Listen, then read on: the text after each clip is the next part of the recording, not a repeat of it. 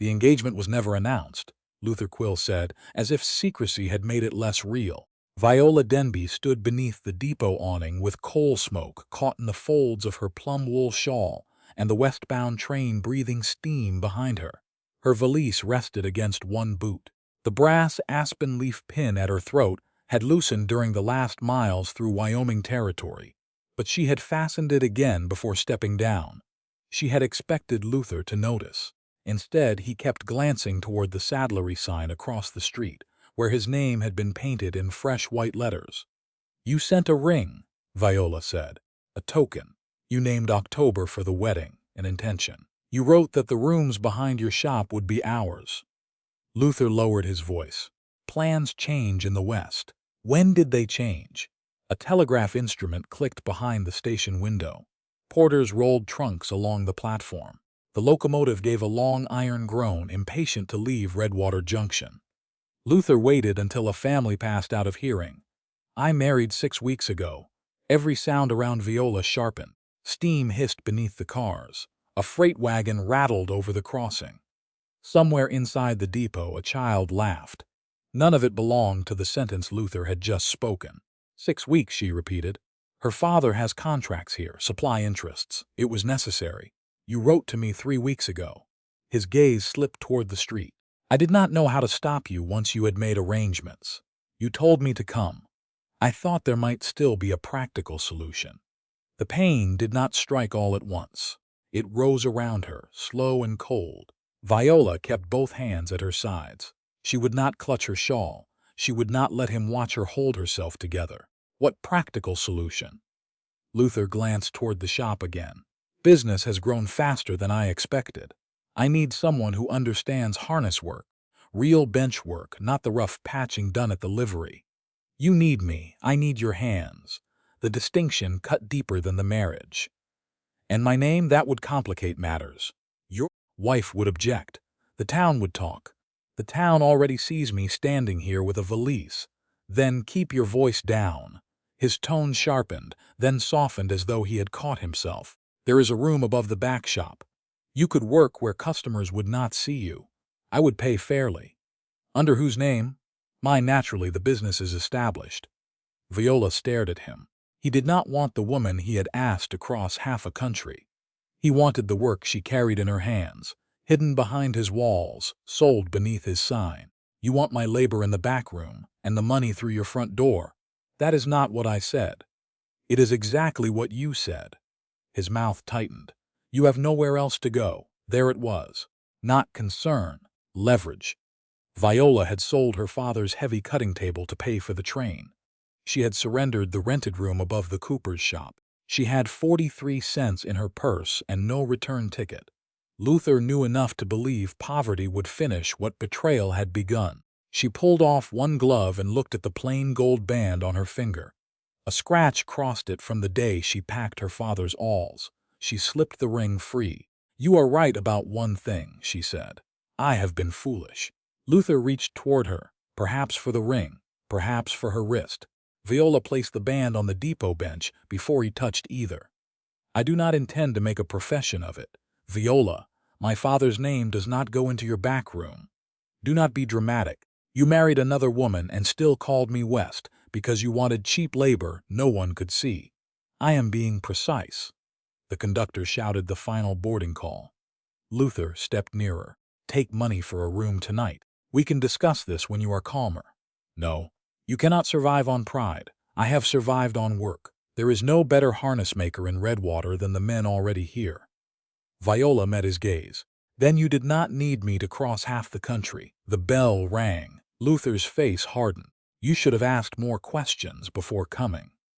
You should have told the truth before I boarded." The train began to move. Viola did not turn until the last passenger coach passed the platform.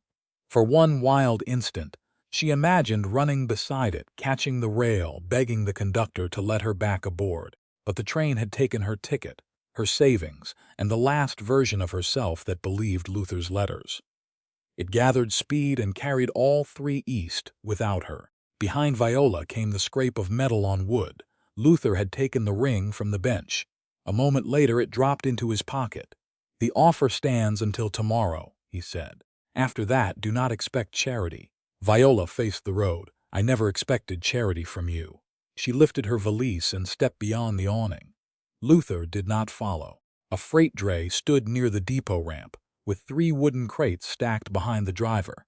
One bay horse stamped and tossed its head. Viola noticed the near trace before the driver did. The leather had thinned beside the buckle, a dark line crossed the grain, widening under every pull. "Stop your team," she called. The driver looked down. "They're stopped." "Unhitch the near trace. It is splitting." He gave the leather one glance. "It'll hold to the warehouse." "Not with that load." "Lady, I've driven this team 5 years. Leather does not care how long you've held the reins." A man beside the freight office turned at her words. Tall, dust on his coat, hat pulled low against the September sun. He did not laugh with the railroad hands nearby. He looked at the trace. The driver slapped the reins. "Walk on." The bays leaned into the load. The weakened leather opened with a dry crack. The near horse lurched sideways as the loose trace whipped toward its hind leg. Viola dropped her valise and caught the strap before it wrapped the animal. The bay kicked once, missing her by inches. "Hold their heads," she ordered. The tall man moved first. He caught the off-horse's bridle and steadied the pair without jerking their mouths. The driver climbed down, swearing. "Do not stand behind him," Viola said. "Come to the shoulder." Shock made him obey. Viola looped the broken trace through the iron ring, doubled it back, and tied a temporary hitch that shortened the pull while keeping the leather clear of the bay's legs. She tested it with both hands. "Unload the rear crate. That is flour for the hotel. Then the hotel can wait 10 minutes. The driver stared at her. The tall man said, "Unload it." His voice was not loud. It did not need to be. One railroad hand shifted the crate down. Viola checked the opposite trace. "Replace both before you haul again. If they came from the same hide, the other may fail next." The driver rubbed his neck. "Where'd you learn that?" "At a bench." "You a saddler?" Viola picked up her valise. "I am." The tall man released the bridle only after the team settled. He crossed toward her fallen bag, then stopped before touching it. "Miles Shaw," he said.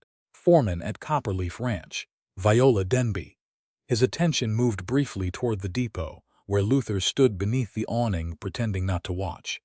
Miles asked no question about him. "Mrs. Avery was due 20 minutes ago," he said.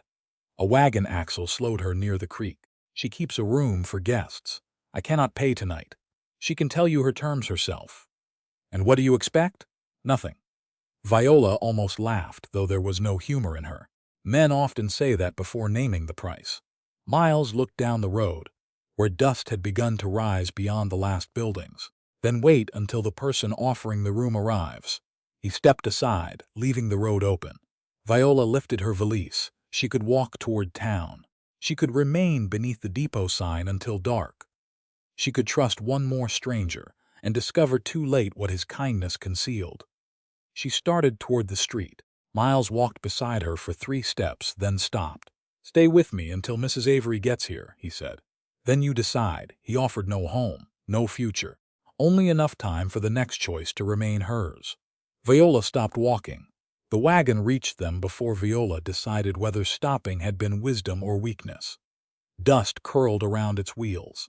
A woman in a dark green bonnet held the reins, with 2 burlap sacks tied behind the seat and a bay gelding following on a lead rope. She slowed beside the depot road and took in the scene without asking anyone to explain it. Viola with her valise, Miles standing several feet away, Luther beneath the awning with one hand near the pocket that now held the ring. Her gaze returned to Viola. "You must be Miss Denby." Viola kept hold of the valise. "I am Ruth Avery." The woman climbed down without waiting for assistance. She was broad through the shoulders, silver beginning at both temples, and wore a work coat faded at the cuffs. "Miles said you may need a room for 1 night. 1 night still requires a bed." Ruth glanced toward the boarding house sign farther down the street. "Mrs. Kell keeps a respectable place. She takes payment before supper. Or you can ride to Copperleaf with us and decide what comes next after breakfast." No pity softened the offer. No curiosity sharpened it. "What does a room at Copperleaf cost?" Viola asked. "Nothing tonight. I can work. That is a different matter. Not to me." Ruth studied her face, then nodded, as if Viola had confirmed something. Then it will have to become different. Work earns wages. Shelter is shelter. When people mix the two, someone usually owes more than was agreed. Viola felt the truth of that against the raw place Luther had left. He had tried to turn old promises into a claim on her hands. Ruth Avery was separating every claim before Viola accepted so much as a wagon seat. I will go to Copperleaf for one night. Good. Ruth turned to Miles. Move the feed sack beneath the rear seat. Miss Denby keeps her valise with her. Miles shifted the sack without reaching for the bag. Ruth climbed back onto the driver's seat and offered Viola the place beside her. Miles untied the bay gelding. He does not ride with us? Viola asked. Ruth gathered the reins. Miles has a foreman's cabin near the bunkhouse. He does not live in my house. Heat rose beneath Viola's collar. Ruth spared her by facing the road. A woman alone has a right to know the arrangement before she agrees to it. Yes, Viola said. She does. The wagon turned west. Miles mounted and rode on Ruth's side, close enough to hear but far enough that the gelding's shoulder did not crowd the wheel. Redwater Junction thinned behind them. The depot roof disappeared first, then the false fronts of the stores. Open grassland spread beneath the September sun, cured gold and broken by sage. Wind pressed the plum shawl against Viola's arms. For the first mile, Ruth spoke only to the team. The silence demanded neither gratitude nor explanation. That made it easier to breathe. How far is Copperleaf? Viola asked. 12 miles, Ruth said. A little less if the creek crossing stays dry. Cattle? Some. Horses matter more. We raise working stock and sell a few each fall. Miles rested one forearm across the pommel. 23 are meant for rail shipment before the end of the month. Ruth gave him a brief glance. If they stay sound. The answer carried more weight than the wagon. Viola turned toward him. You have had trouble? 2 riders thrown in 6 weeks. Same horse, different horses. Same saddle, different saddles. What failed? A stirrup leather on one, a latigo on the other. And the third piece, Ruth guided the team around a rut. A hand found it broken yesterday before anyone mounted. Viola pictured the freight dray outside the depot. Leather rarely failed without warning. It dried, thinned, stretched, cracked, or changed under the hand. People missed those warnings. Sometimes neglect hid them. Sometimes a person did. Where did the pieces come from? She asked. Miles answered, Quill Saddlery. Viola kept her eyes on the road. All 3, bought over 4 months, Ruth said. Not from one order. New leather should not fail so soon unless it was badly cut, poorly cured, neglected, or damaged. Can you tell which? Miles asked. Sometimes. He did not ask whether she was guessing. Would you look if Mrs. Avery hires me? Ruth's mouth shifted at one corner. She learns quickly.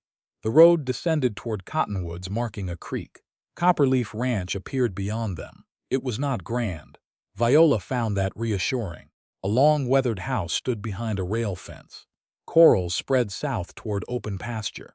The bunkhouse and foreman's cabin sat apart from the main house, near enough for work and far enough to make the separation plain.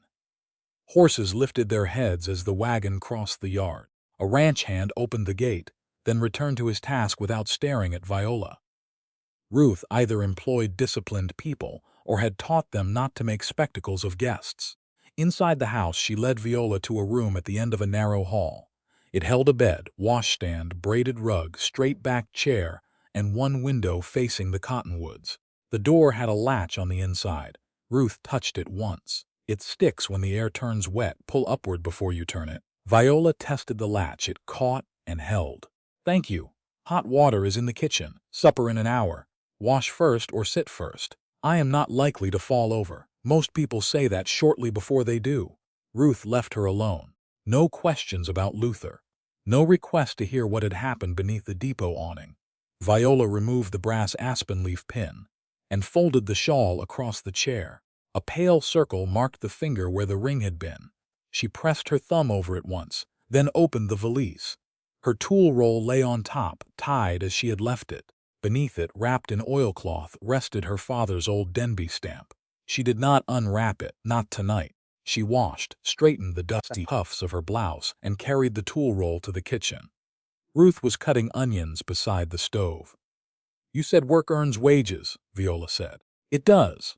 Your left driving line is worn near the buckle. Ruth stopped cutting. You saw that from the wagon seat? I felt the pull change at the creek crossing.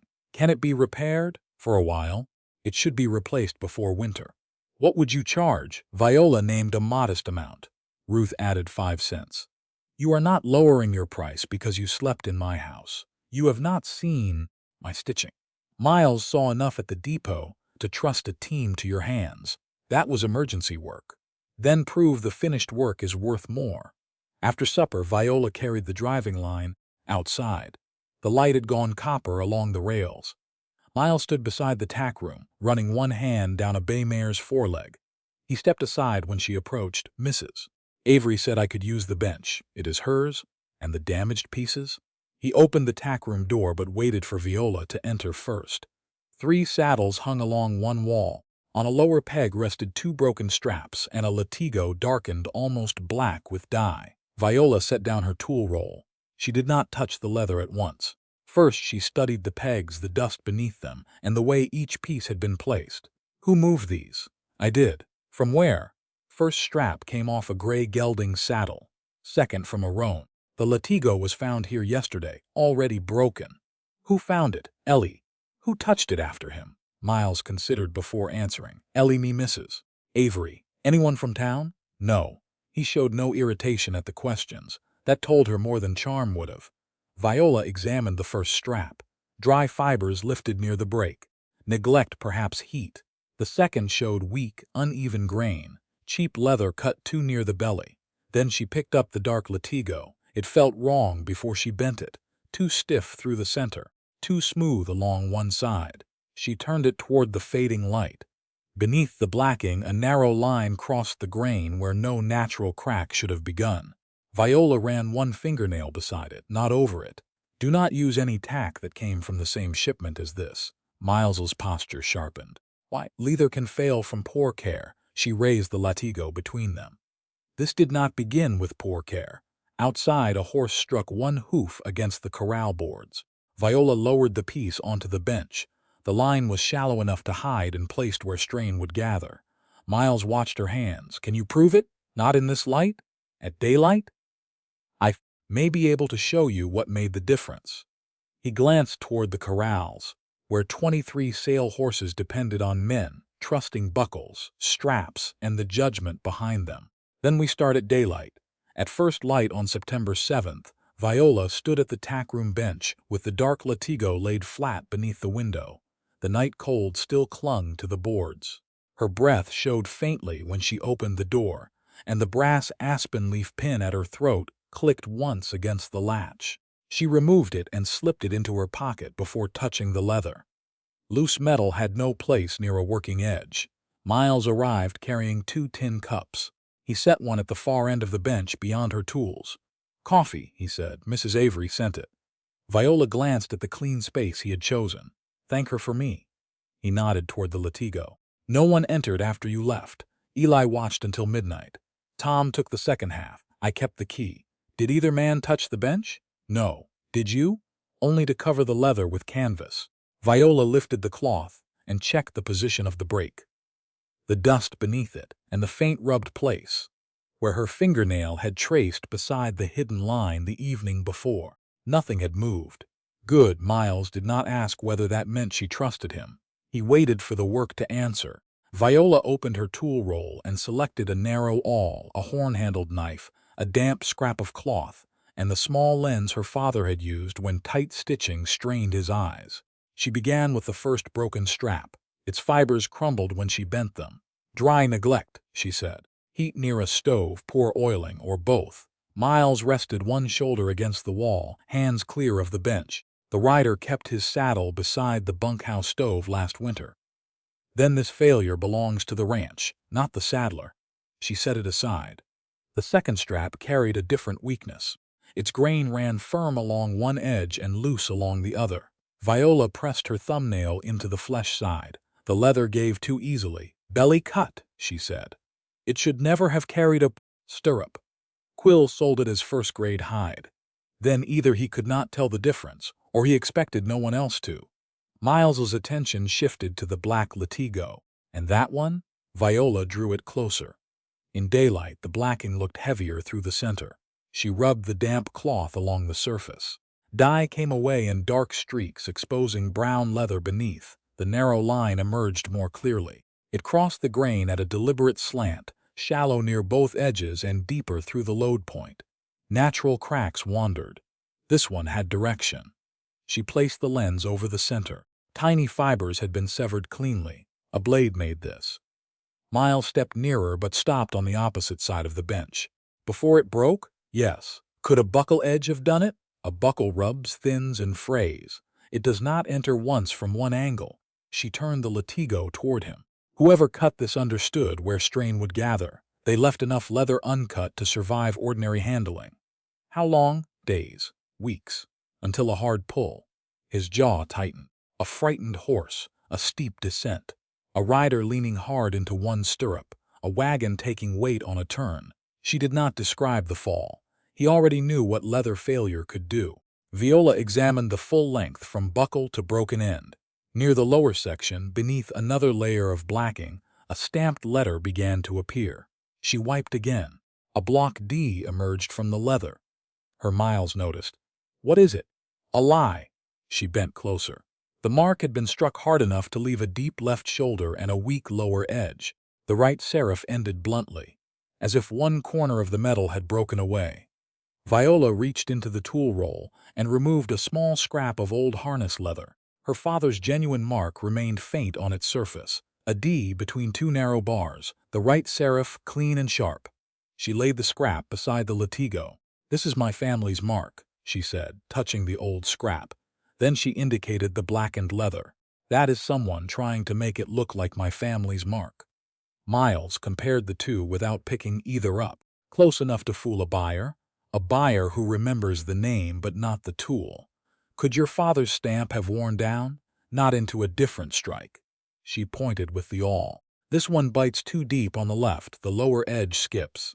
The right serif is broken. Where is the original? Wrapped in oilcloth in my valise." "Has anyone used it since your father died?" "No." The answer came firm. Then a memory returned with sharper edges than it had carried before. Luther standing at her father's bench before he left for Wyoming, turning a finished breast collar in his hands. He had asked to borrow the Denby stamp until his own business was established. When she refused, he laughed and called her sentimental about old iron. At the time, she believed he wanted the reputation attached to the mark. Now she wondered whether he had wanted something easier to misuse. "Luther asked for it once," she said. Miles' focus narrowed. "When? Before he came west? You refused?" "Yes." "Had he seen it used?" "Many times." "Could he copy the shape from memory?" "The shape, yes. Not the exact strike."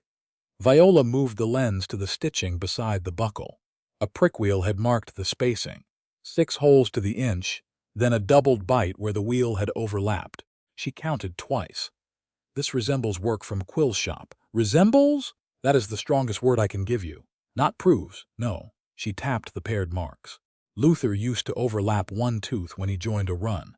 It left 2 impressions too close together. Could another worker do the same? Yes. A careless join is not a signature." Miles studied the seam. "But the cut is deliberate." "Yes, and the D is false." "Yes." A ranch hand appeared in the doorway. "Mr. Shaw Eli has the gray saddled for the north pasture." Miles did not look away from the bench. "Unsaddle him." The hand hesitated. "Sir, unsaddle every horse-carrying tack bought from Quill's shop. That is half the working string. Then half the working string stays in the corral. We will lose the morning." Miles lifted the cheap belly-cut strap by its sound end. "Better a morning than a man." The hand glanced toward Viola, then back at Miles. "What do I tell the others?" "Tell them Miss Denby found one piece neglected, one piece unfit for its purpose, and one piece weakened by a blade. Mark each saddle with the rider's name and purchase date. Do not mix the straps." The man left at once. Viola watched Miles cross to the doorway and repeat the order to Eli outside. He did not lower his voice when he named her. He did not turn the finding into his own.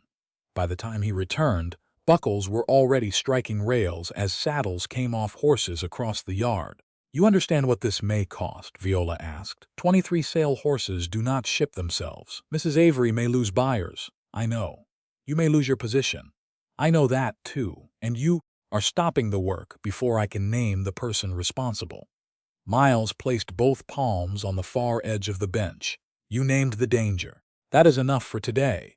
Ruth entered carrying the ranch ledger and a ring of keys. She listened while Viola explained the neglected strap, the belly-cut leather, the deliberate blade line, the false D, and the paired prick marks. When Viola finished, Ruth touched none of the evidence. Can this prove Luther Quill cut it?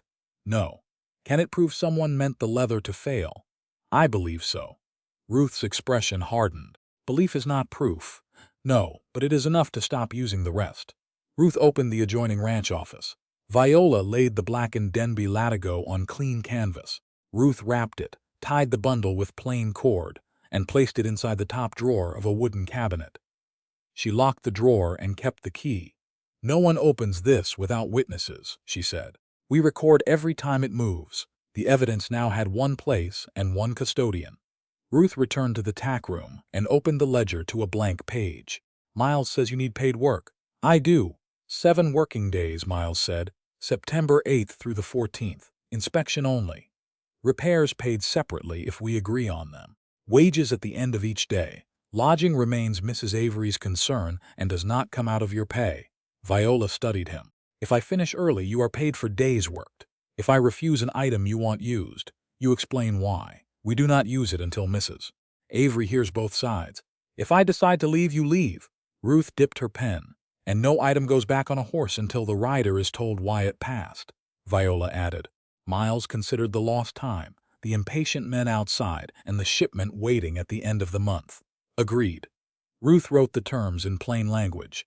Viola read every line before signing. Miles signed beneath her. Ruth added her name as owner and witness. Outside, Copperleaf saddles stood in rows beside the corral, each waiting for Viola Denby's judgment. Luther had asked her to hide her hands in a back room. Miles Shaw had halted an entire ranch and put her name in the ledger where every consequence could find it. That did not make him safe. It made his belief expensive. Viola returned the genuine scrap to her tool roll and tied it shut. Someone had placed the Denby name on leather meant to fail. Now she had 7 days to learn what they expected that name to hide. By the morning of September 8th, Copperleaf had already paid for Miles's decision in lost riding time. Saddles stood in rows outside the tack room. Bridles hung from temporary pegs along the wall. 23 sale horses remained in the corrals, while every strap, buckle, and stitched load point waited for Viola Denby's judgment. Some of the men resented the delay. None said so after she cut open a lined stirrup leather that appeared sound from the grain side and exposed mildew beneath the stitching. Viola divided the work into 3 groups: safe, repair, destroy. Miles painted the words on scrapboards and leaned them beneath the pegs. Nothing entered the first row because it looked expensive. Nothing entered the last because a man had neglected it once. Every decision required a reason. Eli stood across the bench with his hat crushed between both hands, while Viola held up his cinch strap. "What do you see?" she asked. "Leather." 2 hands near the doorway laughed. Miles did not. Viola bent the strap and passed it to Eli. "Try again." He ran his thumb over the surface. Cracking near the buckle, only on top. "Bend it farther." He did. The grain flexed without opening. "Safe? Not until you understand where the load falls." Miles brought Eli's saddle to the stand and showed how the rigging pulled when a rider leaned downhill. He explained the gray gelding's deep barrel and where the strap tightened during a hard turn.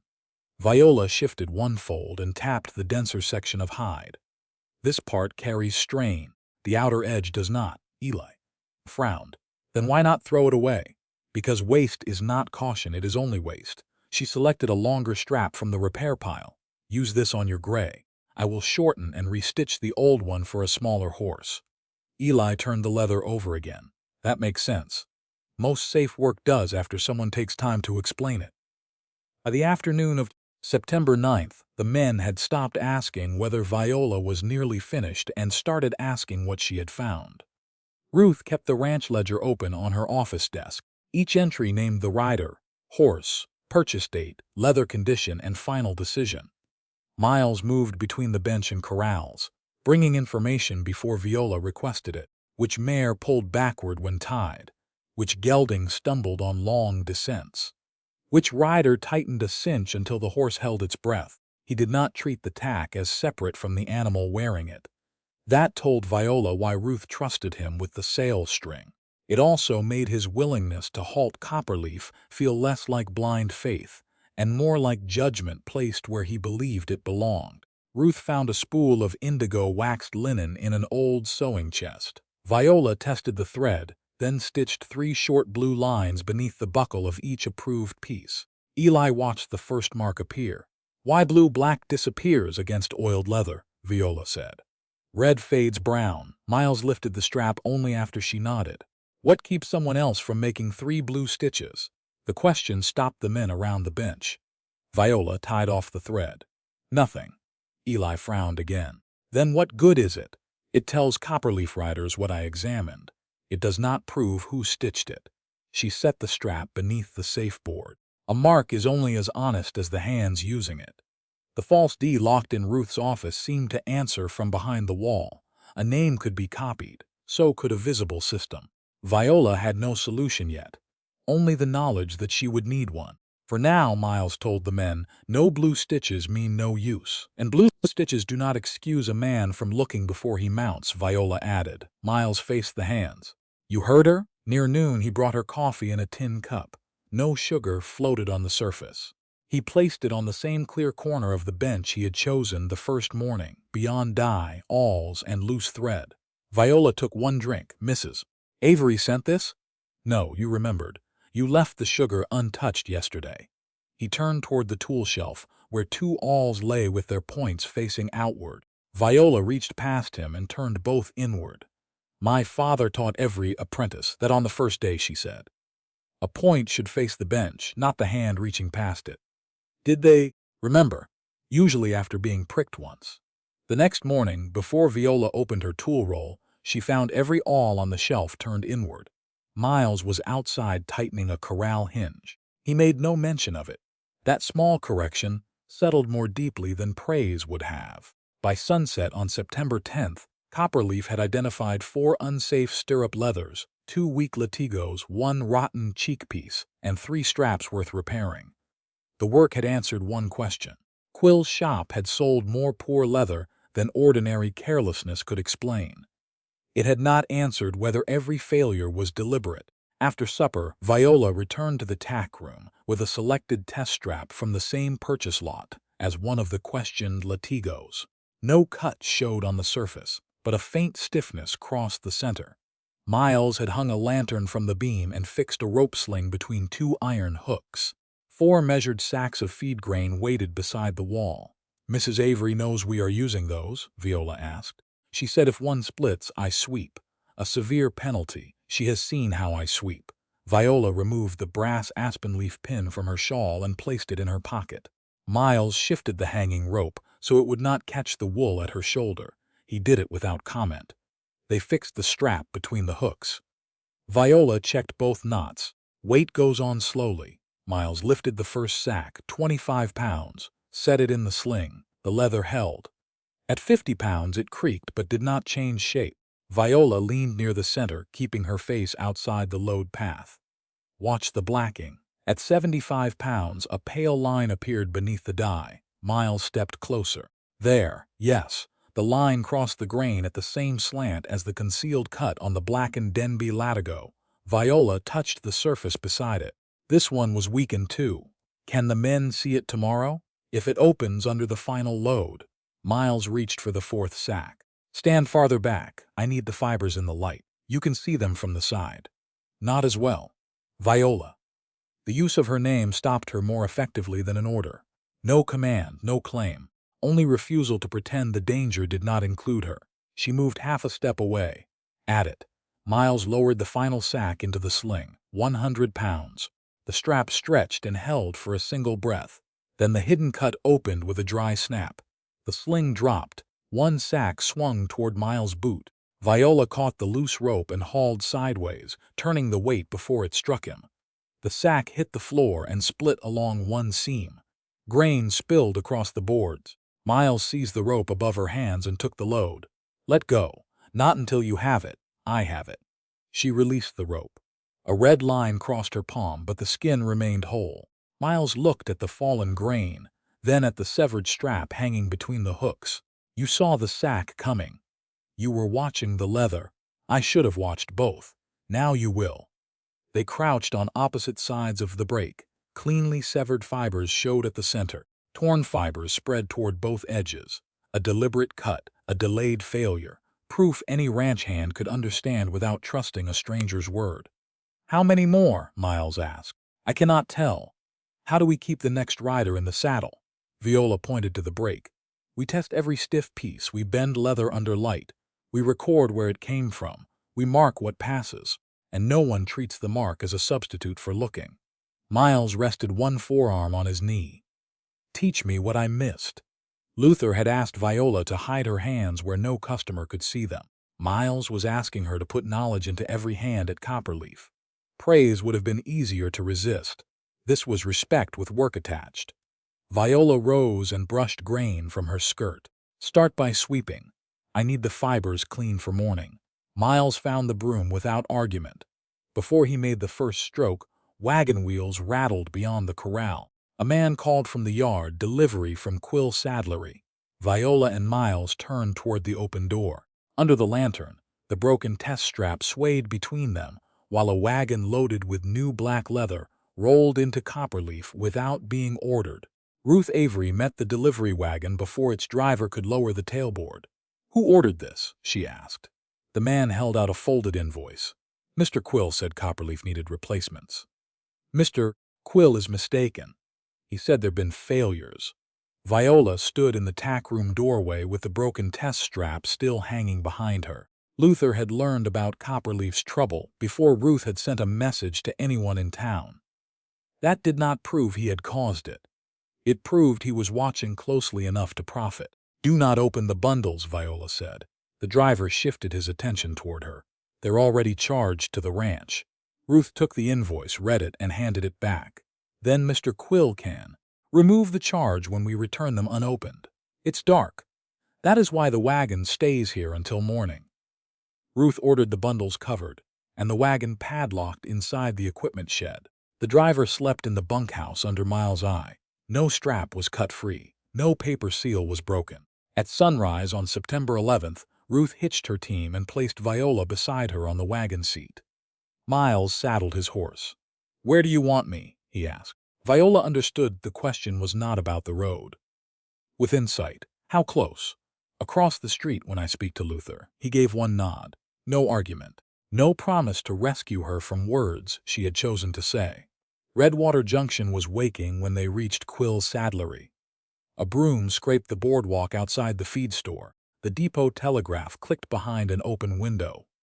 Luther stood beneath his shop sign with his coat buttoned and his hair combed flat, prepared for customers before the day had properly begun. His expression changed when he saw Viola on Ruth's wagon. Only briefly. "Mrs. Avery," he called, "I hope the replacements reached you safely." Ruth climbed down. "They reached us unopened." The driver began unloading the bundles onto Quill's boardwalk. Luther's jaw tightened. "You cannot return special goods after delivery." "We did not order them," Ruth said, "and they have not been opened. Copperleaf needs them." Viola stepped down with the invoice in one hand. Miles crossed the street and tied his horse near the feed store. He stayed there, close enough to act if danger became physical, far enough that Luther could not pretend Viola's words belonged to another man. "How did you know Copperleaf needed replacements?" she asked. Luther looked past her toward Miles. "Ranch news travels." "From whom?" "Men talk. Name one." A storekeeper paused beside a barrel. Two railroad hands slowed near the crossing. Luther noticed the gathering attention and softened his voice. "Viola, this public display helps no one." "Then answer plainly. You have been filling Mrs. Avery's head with suspicion because you are angry about a private disappointment." The old humiliation rose in her throat. Viola refused to swallow it for his comfort. "You married another woman 6 weeks before I arrived." A woman leaving the general store stopped under its awning. Luther's color changed. "Our engagement was never formal. You sent a ring. You named a wedding month. After you married, you wrote and told me which train to take. You misunderstood my intentions." I understood your offer at the depot. A room behind your shop, work hidden from customers, my hands under your name. Luther stepped closer. Lower your voice. No, the single word carried farther than shouting would have. Viola held up the invoice. Copperleaf found unsafe leather among goods sold by Quill Saddlery. One piece was cheap belly leather passed as first grade. One had been deliberately weakened with a blade. One carried a false Denby mark. There is no Denby mark in my shop. Then you will have no objection when Sheriff Hale examines the piece. You have no proof I touched it. I did not say you did. Viola let the distinction stand where everyone could hear it. I said it was sold through your business and stamped with a mark that imitates mine. Luther's mouth hardened. He wanted anger because anger would make her easier to dismiss. Viola gave him facts instead. A young man emerged from the shop carrying a coil of harness leather. Ned Kersey. Blacking darkened his fingertips. A yellowed bruise lay beneath one eye. When Viola said, "The false D has a broken right serif," his hands tightened around the coil. Luther turned sharply toward him. Ned lowered his gaze. Viola did not ask a question. Not there. Not while Luther stood close enough to punish the answer. Ruth pointed to the returned bundles. "Do you accept them unopened?" "I accept nothing while this woman slanders me." "Then they remain on your boardwalk with the invoice." Ruth took a pencil from her pocket and wrote across the paper. Returned unopened September 11, witnessed by Ruth Avery, Viola Denby, Miles Shaw. She carried it across the street for Miles to sign, then handed one copy to the delivery driver and kept the other. Luther watched the transaction with controlled fury. "You will regret making an enemy of every supplier in this territory," he said. Viola met his eyes. "A supplier who sells safe leather has nothing to fear from me." A crack like a rifle shot sounded from the road behind them. A farm wagon jerked sideways near the doctor's office. The right breeching had torn loose, allowing the wagon bed to press forward against the mare on a slight descent. The animal lunged, trapped between shafts and load. An older farmer pulled the reins too hard. The mare backed into the pressure and nearly overturned the wagon. Viola ran. "Release the right trace," she called. The farmer twisted toward her. "She'll run." "She cannot run while the load is driving into her." Miles reached the mare's shoulder, but waited for Viola's direction. "Hold her head straight," she told him. "Do not pull." He placed one hand below the cheek piece and spoke to the mare until her feet stopped striking. Viola climbed onto the wheel hub, loosened the left holdback enough to reduce the uneven drag, then used a length of rope from beneath the wagon seat to form a temporary breeching line around the right shaft. "Now step her forward," she said. The farmer obeyed. The wagon settled back from the mare's quarters. When the danger passed, the man climbed down and pressed one hand to his ribs. Hit the sideboard when she jumped. "The doctor is 10 paces away," Ruth said. The farmer's brother examined the torn leather. "Bought that from Quill in June."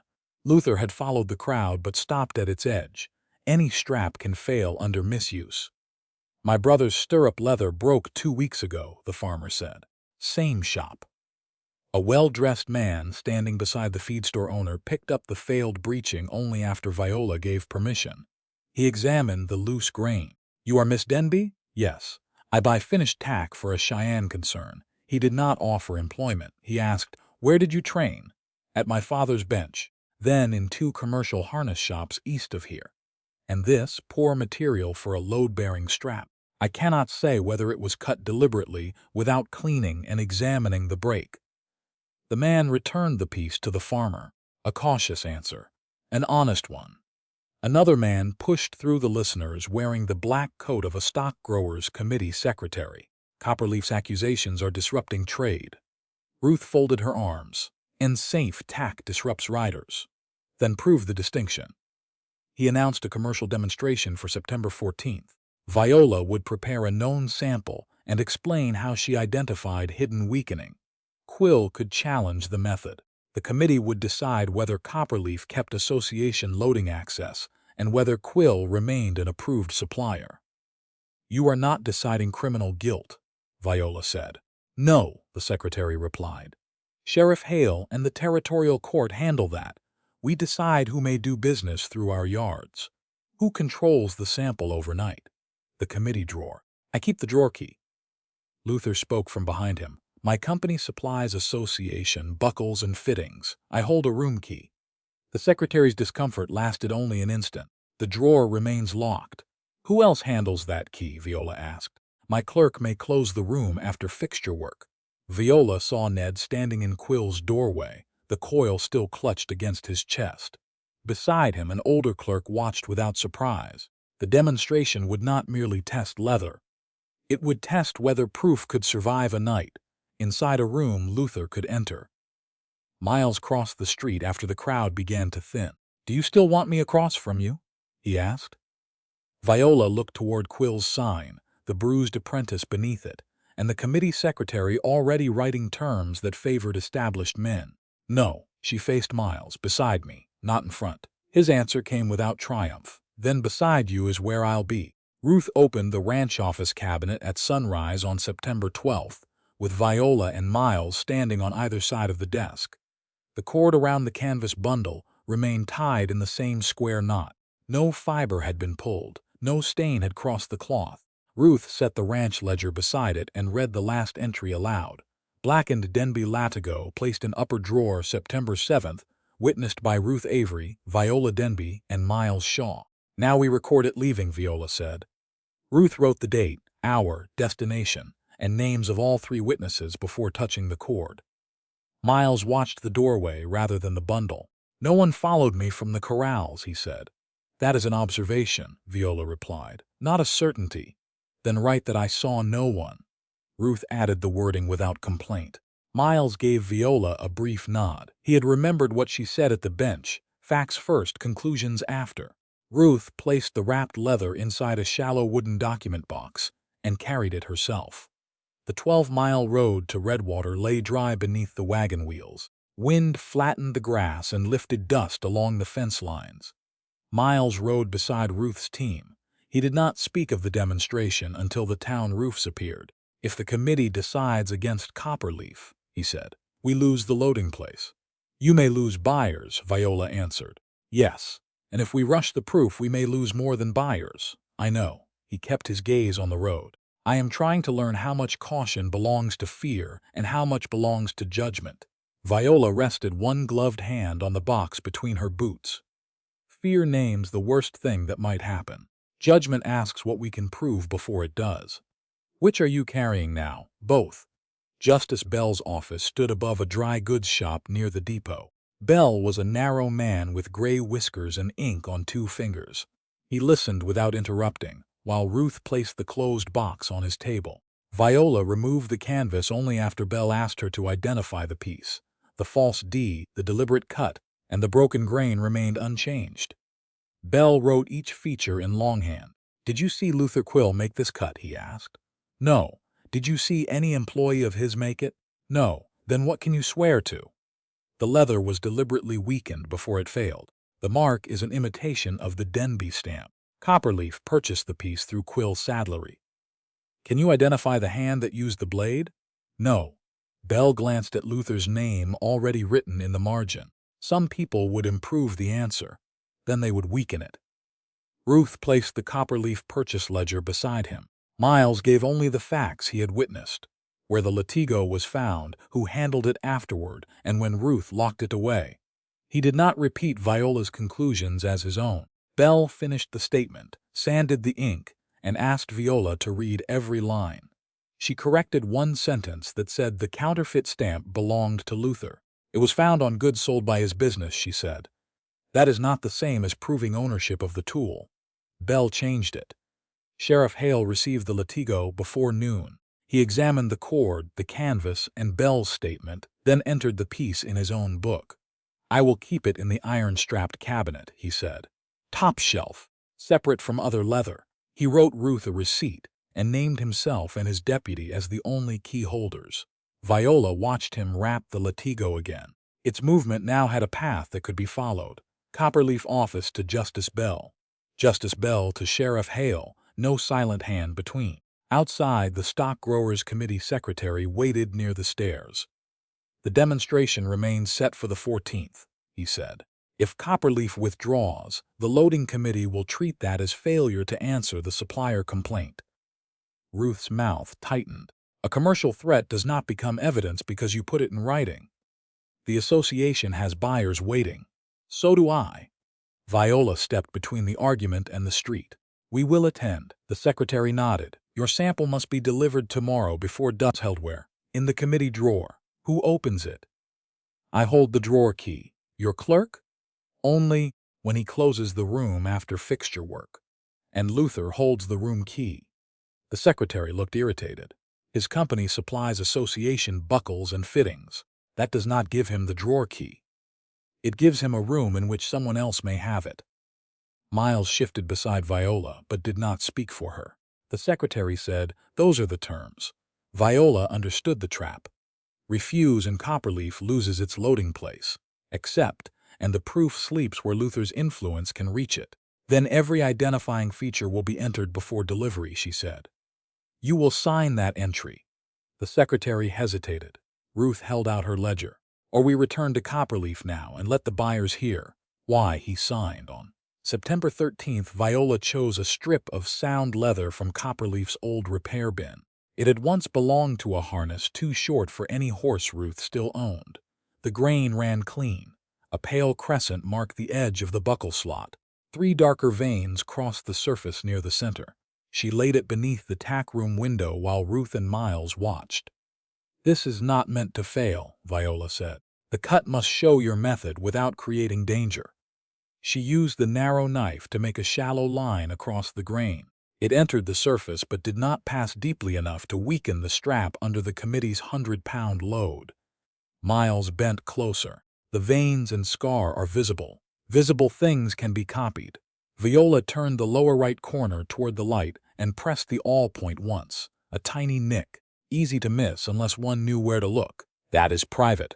Ruth repeated the markers. 3 grain veins, pale scar beside the slot, all nick lower right. Miles repeated them after her. Viola wrapped the sample in plain cloth. No blue stitches? He asked. Not on this piece.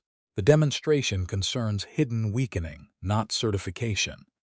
At dusk, the 3 of them carried the sample to the committee room above the feed store. The secretary examined it without removing the cloth from the table. He entered its visible features in the association book. Viola made him add delivered unbroken and witnessed by Viola Denby, Ruth Avery, and Miles Shaw. She did not mention the awl nick. The secretary slid the sample into the drawer and turned the key. Luther stood near a rack of brass buckles, discussing an order with the older clerk from his shop. Ned Kersey carried a crate of fittings toward the rear wall. His bruised eye had faded to yellow. He did not meet Viola's gaze. Work will take another hour, the secretary said. He removed the drawer key from his ring and handed it to his own clerk, a thin young man sorting papers near the lamp. Lock the room when Quill's men finish. Viola watched the key pass from one hand to another. Luther still possessed the room key. The committee clerk now held the drawer key. Ned and Quill's older clerk remained inside. No law had been broken, not yet. Miles waited until they reached the street before speaking. Do you want someone watching the building? From outside? Viola asked. Yes. A man at the window will not tell us who opens a drawer. It may tell us who enters. Luther already has lawful reason to enter. Ruth adjusted the reins on the wagon. Then we do what we can. We return at dawn. Miles looked back toward the lit upper window. And if the sample changes, Viola placed one hand over her closed tool roll. Then the change becomes the answer. They reached Redwater before full light on September 14th. The committee secretary opened the room himself. His clerk stood behind him, pale from lack of sleep.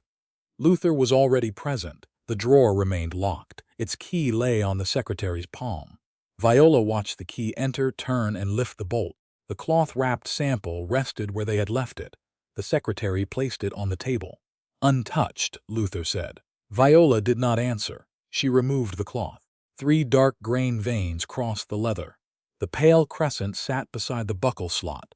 The shallow cut followed the same angle she had made. Ruth's breath caught. Miles leaned toward the lower right corner. Viola lifted the piece to the window. The tiny awl nick was gone. The visible marks had been copied. The leather had been replaced. "This is not my sample," she said. Luther smiled before anyone else spoke. Luther's smile vanished when Sheriff Hale entered the committee room. Viola kept the false sample lifted toward the window. "The lower right all nick is missing," she said. Ruth Avery and Miles Shaw both saw it before delivery. Ruth stepped beside her. "I saw the nick." Miles added, "So did I."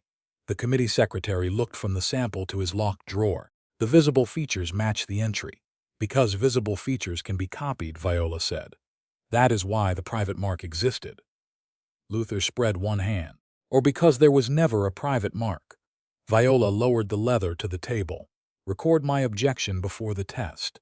The secretary hesitated. "This committee cannot halt every review because a participant dislikes the sample." "I did not say I dislike it. I said it is not mine." Sheriff Hale took the association book and slid it toward the secretary. "Write the objection." The secretary obeyed. He entered that Viola Denby denied the sample. Ruth Avery and Miles Shaw confirmed a missing all nick, and the committee proceeded despite the dispute. Luther leaned against the buckle rack. "Then proceed." The false sample was fastened between iron hooks. 25 pounds went into the sling, then 50. At 75, the leather stretched evenly. Viola watched the shallow cut. The fibers did not open because whoever prepared the replacement had not weakened it enough. 100 pounds settled into the sling. The strap held. The committee secretary released a breath. "The sample withstands the stated load." "A sample withstands it," Viola said, "not the one I made." Luther turned toward the men gathered in the doorway. Miss Denby came west expecting marriage and discovered that no such agreement existed. Since then, every disappointment has become an accusation. The cruelty worked because it carried one visible truth inside the lie. Viola had come west expecting marriage. The rest depended on people believing a woman's shame made her judgment unreliable. "My engagement has no bearing on grain direction," she said, "nor does it create a missing all mark. Your memory seems very useful when proof fails."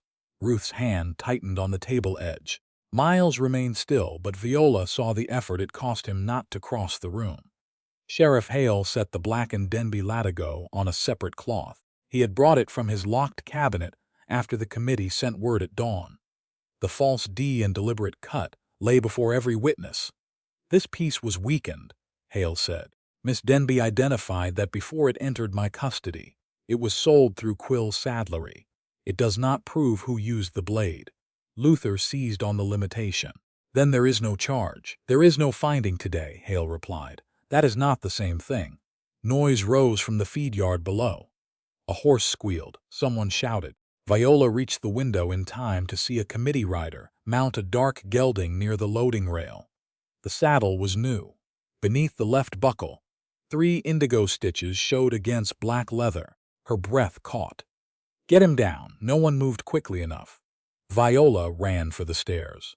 She reached the yard as the rider put weight into the left stirrup. The leather tore at the buckle fold. His boot dropped, his body pitched sideways, and he struck the packed dirt on one hip. The gelding shied toward the rail.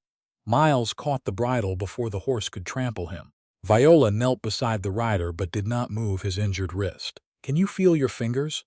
"Yes." "Do not sit up yet." The doctor came from across the street and examined him where he lay. No bone showed, no blood spread through cloth. After several minutes, the doctor judged the wrist sprained and the hip badly bruised, with no sign of fracture. The rider could stand with help, but he would not mount again that day. Sheriff Hale ordered the saddle left untouched until he inspected it. Viola stood and turned to the broken stirrup leather. 3 blue stitches crossed the fold. Beneath them, a counterfeit D carried the same broken right serif as the mark on the blackened Denby latigo. The leather had been blacked heavily enough to hide a thin cut. The committee secretary went pale. "Those are your stitches." "They imitate my visible mark," Viola said. "There is no private identification because I did not approve this piece." "You cannot prove that from the surface." "No, not yet." Luther arrived at the edge of the yard. "A woman teaches half the county to copy 3 stitches, then blames my shop when someone does." Viola faced him. "Who supplied this saddle?" The association hostler answered before Luther could. "Quill Saddlery." Delivered yesterday. Luther's eyes moved toward him. Too late. Sheriff Hale wrapped the entire broken stirrup leather without separating buckle from strap. "This stays whole," he said. "Different cloth, different label from the Latigo." He also took the false demonstration sample from the committee room and wrapped it separately. The distinction mattered. One piece proved sample substitution was possible. One proved a dangerous strap carried Viola's copied mark. Neither alone identified the hand behind both. Around them, whispers shifted. No crowd turned suddenly in Viola's favor. The facts were worse than that. Her sample had held. A rider had fallen from leather marked in blue. Anyone who wanted a simple answer now had one shaped against her. Miles helped the injured rider to the doctor's office, then returned to Viola. "We should go back to Copperleaf." "Because the committee has finished?" "Because I need every piece under our roof stopped before another rider mounts." The purpose was sound. His tone was not. By the time they reached Copperleaf that afternoon, fear had already outrun judgment. Miles called the ranch hands from the corrals. "No saddle leaves the tack room," he said. "No bridle. No wagon harness. Everything is suspended until further notice." Viola stepped down from Ruth's wagon. "Everything already approved. Everything bearing the blue mark." "The mark is not the evidence. You heard me say that." "A rider fell from a blue-marked strap. A copied blue mark. The men cannot distinguish copied from genuine by sight. Then we compare ledger entries and the pieces beneath each buckle." "Not until I have control of the room." He crossed to the tack room door, turned the key and removed it. The action was so ordinary that its meaning took a breath to land. The same room where he had asked her to teach him now stood closed by his hand. "Give me the key," Viola said. "Not tonight. My contract gives me authority to inspect and certify. Your certification is suspended." Ruth climbed down behind them. "By whose authority?" "Mine as foreman responsible for immediate safety." "You can stop one dangerous piece," Ruth said. "You cannot erase a written contract because you are frightened." Miles faced her. "A man hit the ground carrying her mark." "Not her hidden mark," Viola said. "We do not have a hidden mark." "Then that is a weakness in the system. It is not proof against me. Until we know who copied it, I cannot let men ride on your word." The sentence struck deeper than Luther's accusation, because Miles had once made his belief expensive. Now, at the first public cost he could not control, he was taking the value back. "Do you believe I marked that leather?" Viola asked. "No." "Do you believe I approved it?" "No." "Do you believe I changed the sample?" "No." "Then do not tell me you believe me while you remove every place where belief costs you something." Miles's hand closed around the key. "This is not punishment. It has the same effect. It is temporary." So was Luther's room behind the shop. Temporary arrangements have a way of becoming permanent when only one person holds the key. That landed. He did not defend himself. But he did not return the key. Ruth stepped between them without raising her voice. "Breakfast tomorrow, my office. We review every authority in that contract. Until then, Miles may stop immediate use. He may not cancel wages, lodging, or Viola's right to inspect her own records." Viola looked at Miles. "I will not work under unilateral authority." "I understand." "No, you understand the sentence. Whether you understand the cost will depend on what you do next." She turned toward the house. The road east remained open. Her valise was in the guest room. She could leave before dark, take Mrs. Kell's cheapest bed, and search for work in town. Instead, she stopped at Ruth's office and entered the day's facts into the ranch ledger. False sample, missing all nick, copied blue stitches, rider, injured, complete stirrup leather in sheriff custody, tack room locked by Miles Shaw. She signed her name beneath the final line. Leaving would protect her pride. Staying long enough to force the truth into daylight might protect every rider who still trusted quill leather. She chose not to pack. After supper, Ruth found a folded note beneath the office door.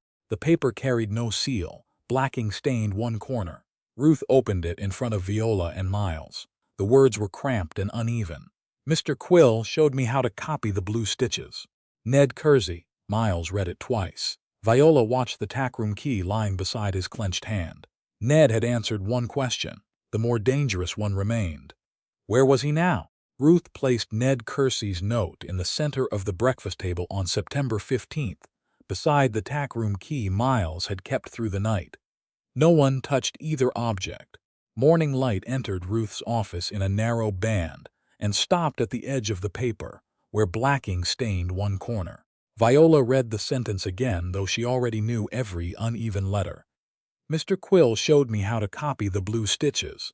It answered who had learned the visible mark. It did not answer whether Ned was hiding, injured, or already being accused before he could speak. Ruth sat at the head of the table with the ranch ledger open. "We begin with yesterday," she said, "not with Ned. We cannot help that boy by leaving this ranch under the same bad arrangement that made his note necessary." Miles stood rather than sit. "I locked the tack room because a rider fell from a marked strap." "A copied mark," Viola said. "Yes."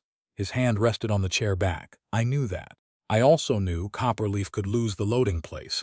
Another rider could be hurt, and Ruth could decide I was no longer fit to manage the work." Ruth's pen remained still. "Which fear made you take Viola's authority?" Miles answered without delay. "All of them." Viola had expected defense, perhaps even apology shaped to end the discomfort. His honesty did neither. It left the harm where it belonged. "You said you believed me," she said. "I did, privately, yes. Then you protected that private belief by removing the public place where it cost you something." Miles lowered his gaze to the key. "Yes." Ruth looked toward Viola. "What do you require before work resumes?" "Not reassurance." Viola folded Ned's note once along the existing crease, then opened it again. "A man frightened enough can break any promise he made while calm.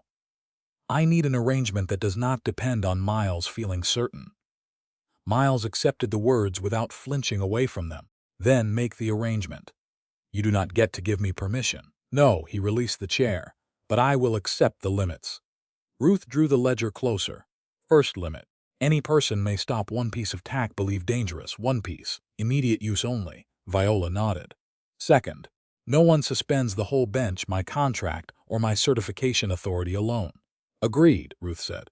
Miles said agreed. "Third. No tack leaves the room, returns to it, or is altered without a second witness." Ruth wrote each term in plain language. "The witness must be one of the 3 key holders." "3?" Miles asked. "You, me, and Viola," Ruth said. "One lock, 3 keys. Any one key opens the door, but the rule requires 2 people before an item moves." Viola studied the ordinary brass key between them. "And every movement goes in the ranch ledger. Item, time, purpose, both names." Ruth added it. "Emergency?" Miles asked. "If a horse is already saddled and you see danger," Viola said, "stop the one piece. Remove it in front of whoever is present. Record it as soon as the animal is safe. No waiting for a second key while a rider is mounting." "Correct." Ruth turned to a clean page. "Your contract ends today unless we extend it." Viola remembered the train pulling away, Luther's back room, and the ease with which temporary arrangements could become invisible obligations. "Through September 22nd, she said. "Same daily inspection wage. Repairs separate. Lodging separate. If work continues after the 22nd, we write a new extension before I do it." Ruth entered the term agreed. Miles looked at Viola. "Agreed. One more," Viola said. "The blue stitches are not proof of my approval. No rider, buyer, committeeman, or foreman is told otherwise. If anyone explains the system, they name its limits and name who devised it." Miles' mouth tightened with recognition. "You, yes." Ruth handed Viola the pen first. She read every line, signed, and passed it to Miles. His name went beneath hers without qualification. Ruth signed last as owner. "Now the key," she said. Miles picked it up. For a heartbeat, Viola thought he might place it in Ruth's palm. Instead, he offered it to Viola. "This is the one I used." She did not take it immediately. "Why give me that one?" "Because replacing it would make the gesture easier than the memory." The answer held no request for pardon.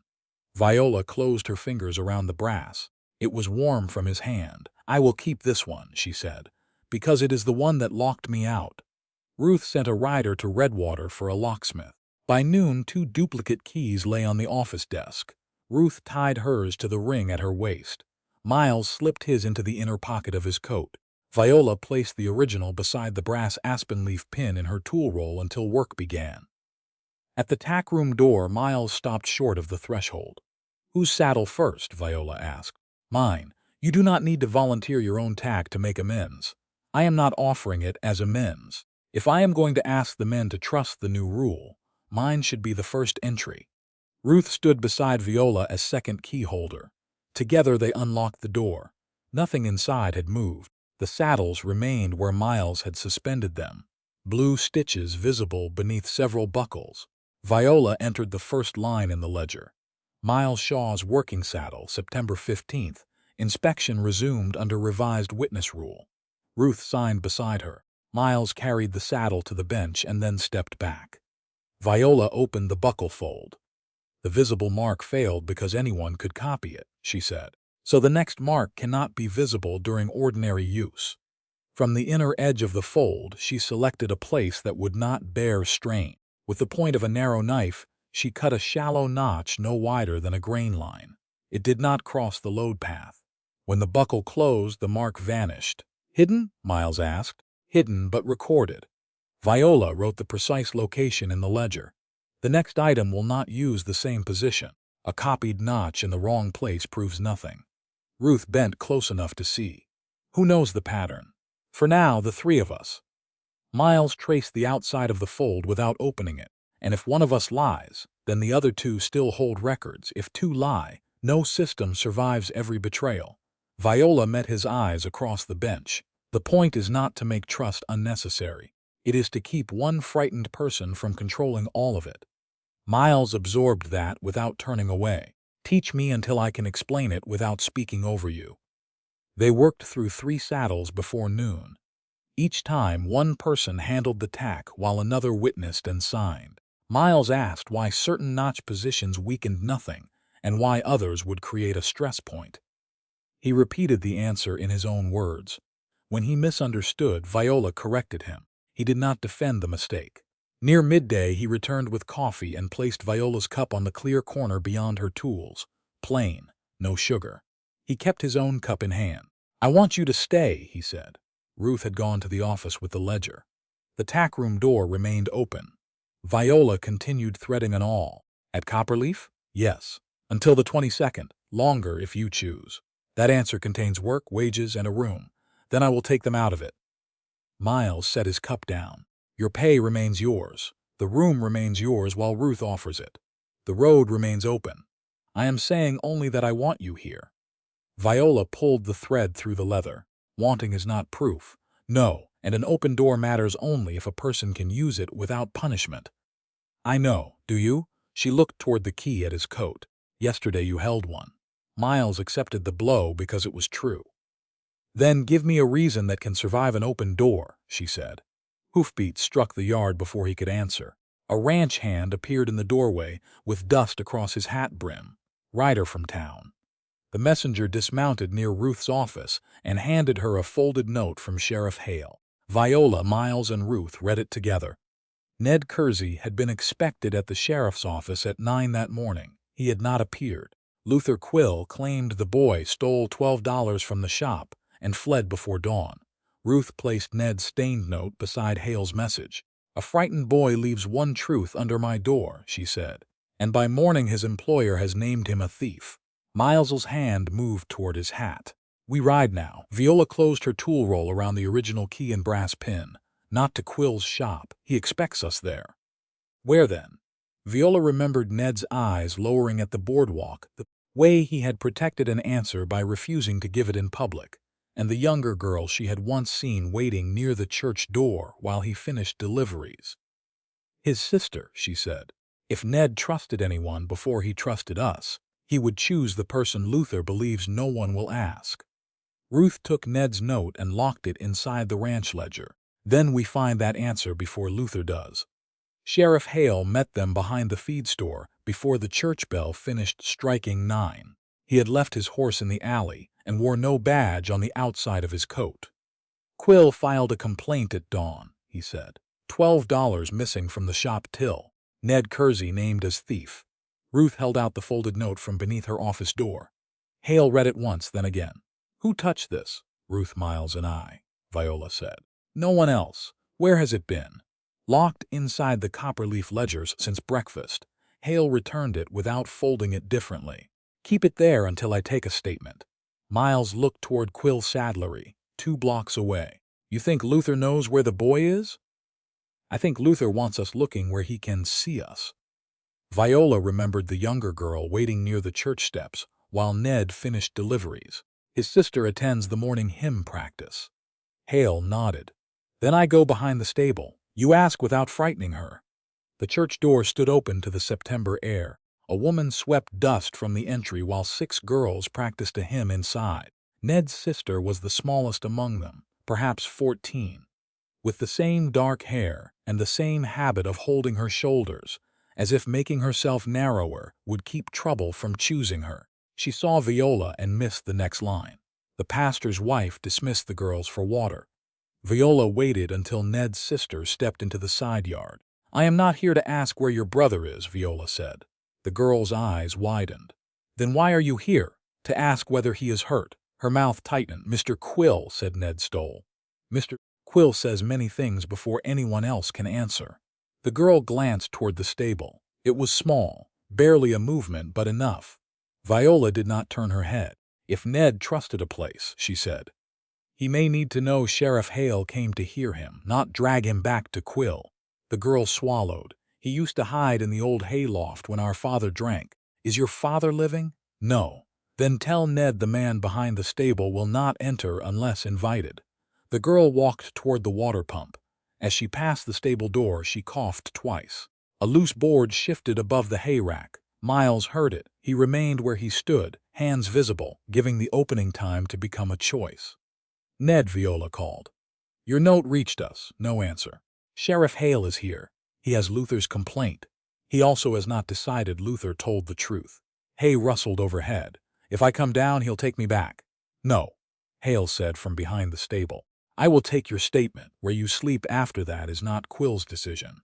A pale face appeared between the rafters. Coal dust marked Ned's hairline and one cheek. His lower lip was split.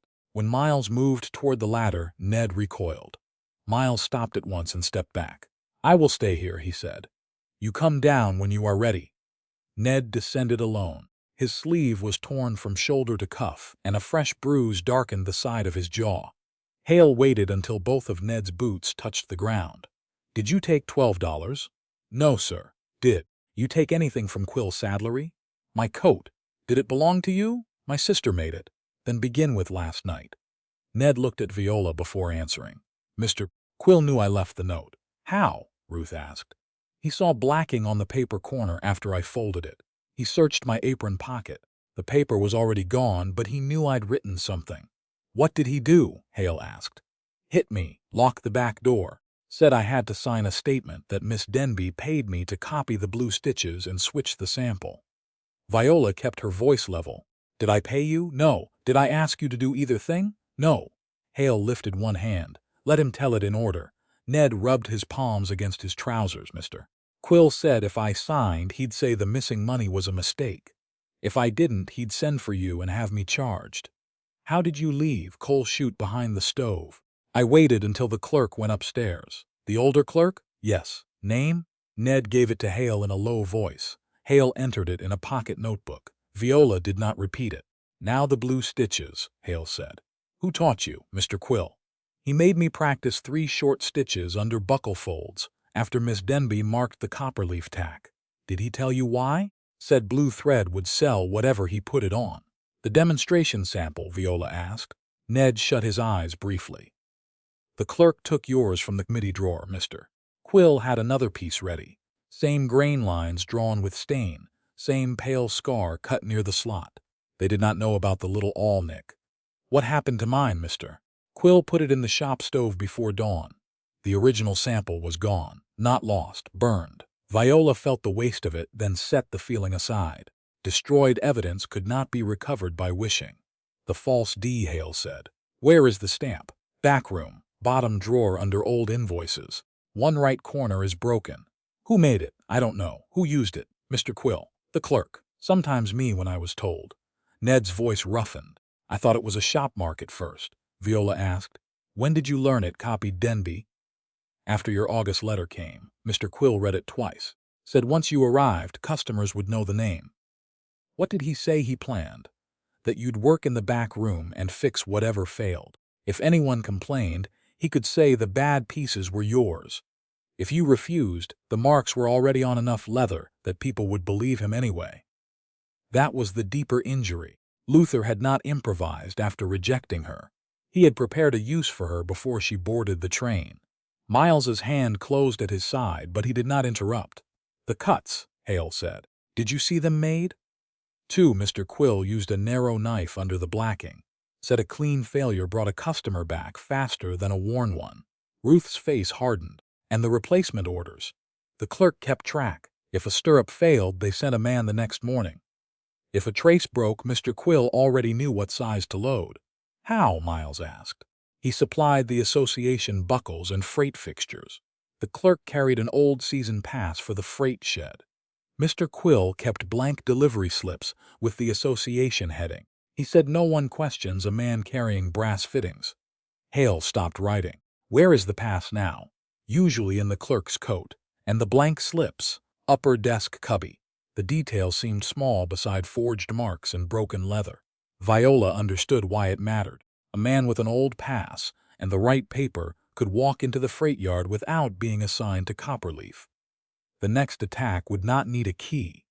It would need familiarity. Hale took Ned's formal statement in the church vestry with the pastor and Ruth as witnesses. He asked each question twice, when the answer carried accusation. Ned distinguished what he saw, what Luther said, and what he only suspected. Viola did not coach him. When the statement was finished, Ruth said, "You may sleep one night in the Copperleaf bunkhouse, whether you work for me or not." Ned looked uncertain. "And after one night, tomorrow you decide whether you want paid stable work, daily wage. Food and bunk are not deducted. What if I say yes because I'm scared? Then I ask again after breakfast." Ruth folded his signed statement only after Hale had copied it. A frightened yes is not a contract. On September 17th, Ned chose Copperleaf work again with his sister present. Ruth entered the wage and duties in the ranch ledger. He spent the morning currying horses and the afternoon beside Viola's bench, where she taught him to separate fact from inference. "This mark resembles the broken D," she said, holding up a discarded scrap. "That is fact?" he asked. "No, that is comparison. Fact is what you can point to.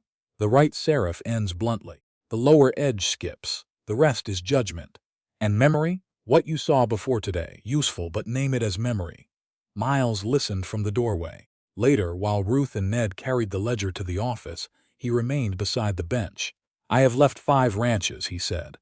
Viola continued coiling thread. "Were you dismissed?" "No." "Then why leave?" "Before anyone could decide I did not belong." She tied the coil. "Leaving first is not the same as choosing freely." "I know, do you? I am still here, for now, for the committee, for Ruth, for the work.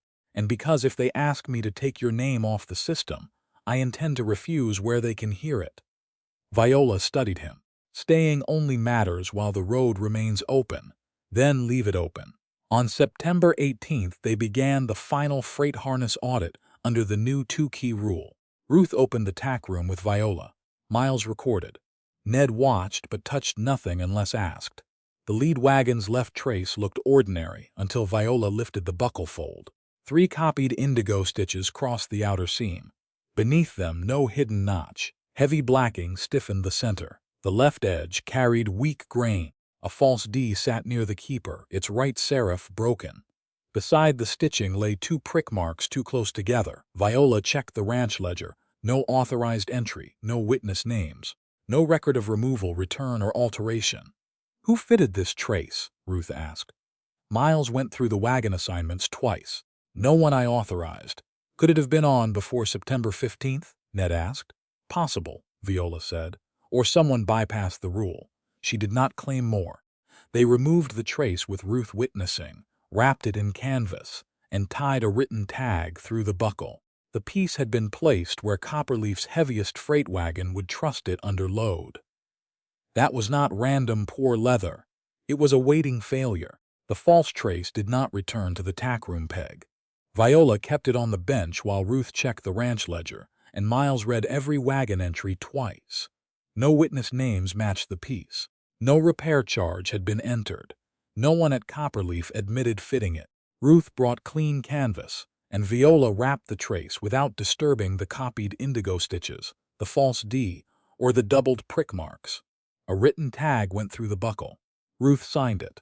Viola signed beneath her. Miles locked the bundle inside the tack room, with Ruth as second key holder. On September 19th, Copperleaf began reharnessing every freight wagon from Sound Leather. The work cost a full day. 2 buyers sent word that they would not hold their rail space forever. Ruth read both messages at supper and folded them beside her plate. "Horses arrive alive or they do not leave my ranch," she said. Miles calculated winter feed, delayed payment, and the wages Copperleaf would owe if the sale failed. He named each cost because refusing to name it would have made courage too easy. Then he ordered the work continued. By the afternoon of September 20th, the final wagon stood ready except for the disputed trace locked under canvas. The stock growers committee met above the feed store. Viola sat beside Ruth. Miles stood near the door, hat in hand. Luther Quill occupied the opposite wall with his clerk behind him. Ned had remained at Copperleaf under Ruth's instruction. His sworn statement was already with Sheriff Hale. The committee secretary cleared his throat. "Copperleaf may retain provisional loading access if the inspection system is placed under recognized ranch authority." "Meaning?" Ruth asked. "Mr. Shaw presents the hidden mark method as a Copperleaf management procedure. Miss Denby may continue the bench work under his direction." The offer was neat. It restored Copperleaf's trade while removing Viola's authorship. Miles answered before she had to. "No." The secretary frowned. "You may wish to consult Mrs. Avery. I work for Mrs. Avery. I do not steal from Miss Denby to make the committee comfortable." Luther shifted against the wall. "No one is speaking of theft." Miles faced the table. The visible mark failed because it could be copied. Miss Denby devised the hidden notch, the ledger placement, and the witness rule. I suspended her authority when public pressure made belief expensive. That decision was mine, and it was wrong. No one applauded. The secretary's pen scratched once across the page. Miles continued, "If Copperleaf keeps loading access, it keeps it under her system and her name." Viola had heard men defend her when anger made defense easy. This was different. Miles was naming his own failure before men who could cost him employment. Luther spoke with mild contempt. "A foreman who surrenders authority to a transient craftswoman will not remain foreman long." Miles did not turn toward him. "Then write that consequence beside my name too." Ruth's gaze stayed on the committee secretary. "Copperleaf accepts no other terms." The committee withdrew behind the adjoining door for less than 10 minutes. When they returned, the secretary granted provisional loading access subject to one final inspection at the freight yard on September 21st. The inspection record would name Viola Denby as designer and certifier. Miles would sign only as Copperleaf foreman. Luther's company would not inspect Copperleaf tack or approach any disputed evidence. Sheriff Hale would hold the quarantine trace during the yard review. The secretary read the restriction aloud. Quill's clerk kept his face blank. Outside, Ruth waited until Luther and his clerk had crossed the street. "He offered Miles work yesterday," she told Viola. Miles's jaw tightened. "I intended to tell her myself." "Then tell her." He did. Luther had offered him management of Quill's growing supply business, higher wages, and a room above the shop. In return, Miles would call the hidden notch his own and say Viola's accusations came from the broken engagement. "What did you answer?" Viola asked. "That a man who steals a woman's work will eventually steal a man's wages." A memorable answer. It was not the first one that came to mind. That is why it is better. Ruth moved ahead toward the wagon. Miles remained beside Viola, but did not reach for her hand. "I refused before asking what you wanted." "You should have." "Because it concerned your name." "Yes." He nodded. "Then I learned one thing correctly." 1. The word carried neither forgiveness nor rejection. It left room for proof to continue. On September 21st, dry wind drove cinders across the Redwater freight yard. Passenger cars waited on the eastern track.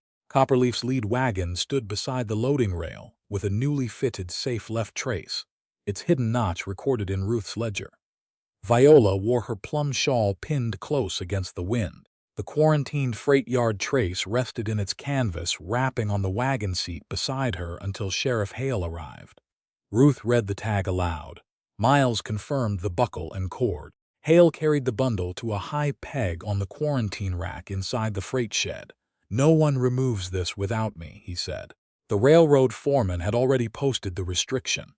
No Quill employee was to handle copperleaf tack. The committee secretary signed beneath it. Viola watched Hale hang the bundle. The cut tag, if anyone attempted one, would have to fall in plain sight. She wanted that to feel sufficient. It did not. Across the yard, a man pushed a hardware handcart through the freight shed side entrance. Brass fittings clinked beneath a canvas cover. Viola saw only the cart's rear wheel before a stack of crates blocked her view. The railroad worker at the side door glanced at an old season pass, recognized Quill's older clerk, and waved him through. The clerk wore no Quill apron. He carried a folded delivery slip in one hand. By the time Viola turned back, he had vanished behind the fixture racks. Sheriff Hale left the quarantine rack to examine another disputed association harness at the far end of the shed. He did not delegate copperleaf evidence. He expected the written restriction to hold. Ruth opened her ledger beside the lead wagon. Miles rode along the team, checking that no line crossed and no buckle twisted. Viola inspected the new trace, found the hidden notch beneath the fold, and signed the final entry. The railroad harness man examined the wagon number painted beneath the seat. "This says Copperleaf 14. Ruth checked her book. 14 is the bay pair. Manifest shows the gray pair. A freight clerk arrived carrying a correction slip. Numbers transposed this morning, 14 and 17. Ruth held out her hand. The slip bore the freight office initials. The committee secretary had already marked the change. One discrepancy, but it touched every part of the loading record. Ruth had to compare horse numbers. Miles had to identify which team belonged to which wagon. Viola had to confirm whether the hidden notch entries followed the harness or the team. The railroad harness man followed them to the manifest table, because his signature sat beneath the disputed wagon number. All four moved less than 30 yards. The lead wagon remained in view, partly blocked by the fixture rack. The Quill clerk emerged from behind it with the old supplier pass visible against his coat. To the railroad worker near the side door, he looked like a man completing a brass-fitting delivery. He set his handcart beside the quarantine rack. The canvas cover rose high enough to hide his arms. He cut Ruth's tag, removed the wrapped freight yard trace, and left the folded canvas hanging behind the peg. At the lead wagon, the railroad harness man had already loosened the left trace while checking the painted number. The clerk lifted away the safe trace, slid it beneath an empty fixture crate, and fitted the quarantined one through the same buckle. He worked with the confidence of a man who had handled association gear for years. The nearby worker saw him tighten the buckle and assumed the restriction did not apply to ordinary fittings. At the manifest table, Viola read the correction slip again. The horse numbers had been altered in a familiar hand, but the notation beneath them was wrong. Railroad clerks wrote wagon and team numbers with separate lines. This slip used the old Quill supplier abbreviation for paired harness. Viola's pulse sharpened.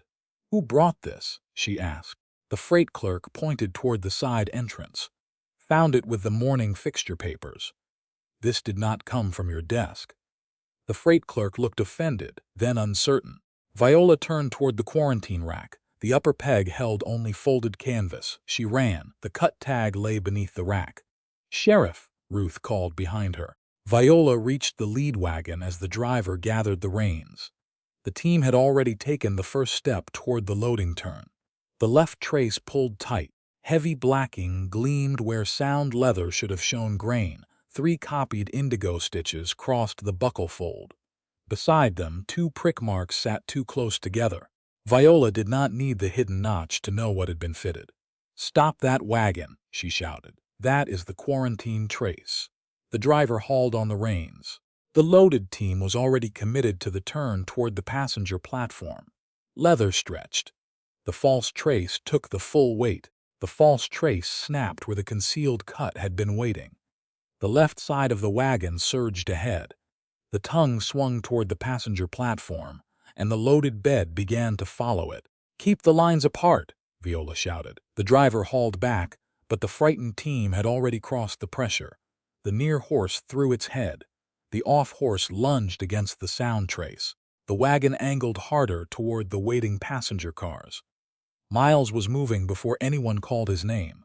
He caught the nearest saddled horse, swung up, and drove toward the lead pair. Viola ran beside the wagon. The brake lever stood below the driver's seat, linked to a shoe against the rear wheel. Packed dirt lay beneath the right side. To the left, beyond the freight shed, a wide turnout was covered in loose cinders. If the front wheels reached that ground before the wagon bed swung too far, the cinders might help drag the load straight. If she locked the rear wheel on packed earth, the wagon could slew broadside across the platform. "Do not pull both reins together," she called. "Hold them separate." The driver's face had gone white. "The tongue's coming around. I know. Wait for Miles." Viola caught the iron step and pulled herself onto the moving wagon. The plum shawl snapped behind her. A railroad hand yelled for her to jump clear. She ignored him. The brake lever shook beneath her palm. She eased it back just enough for the rear shoe to brush the wheel. The wagon slowed by a fraction, not enough to stop, but enough to keep the bed from overtaking the turn. "More?" the driver shouted. "Not yet." Miles reached the near horse. He leaned from the saddle and caught the bridle below the cheekpiece. The animal fought him, striking sideways with one shoulder. Miles held his seat and turned its head left, away from the platform. "Now," Viola said, "left rein. Keep the right from crossing." The driver obeyed. The team veered toward the cinder turnout. The front wheels followed the tongue. The rear wheels still rolled on hard earth. Viola kept the brake feathered. Too much drag now would swing the rear end. Too little, and the load would drive the horses forward again. The first front wheel reached the loose cinders and sank half an inch. The second followed. "Hold them there," she called to Miles. He forced the near horse farther left. The off horse came with it, frightened but still upright. The wagon bed began to straighten behind the tongue. Then the rear wheel entered the cinders. Viola hauled the brake lever down. The shoe bit hard against the wheel. Loose black grit sprayed beneath the rim. The wagon shuddered. One crate shifted against the sideboard. The driver grabbed the seat rail. Viola held the lever with both hands. Her shawl fringe wound around the iron handle and tightened across her throat. She tore the wool free without releasing the brake. Miles pulled the near horse's head another foot left. The team entered the open yard beside the shed. The rear wheel dragged through the cinders, digging a shallow furrow. The loaded wagon slowed, rolled another yard, and stopped crooked but upright. For several breaths only the horses moved. Their sides heaved. Bits rang against teeth. Steam drifted from the passenger engine beyond the platform. No one had been struck. Viola released the brake and climbed down. The torn end of her shawl hung beneath one elbow. Miles remained beside the lead pair until both horses stopped fighting. When he dismounted, his right arm stayed close to his body.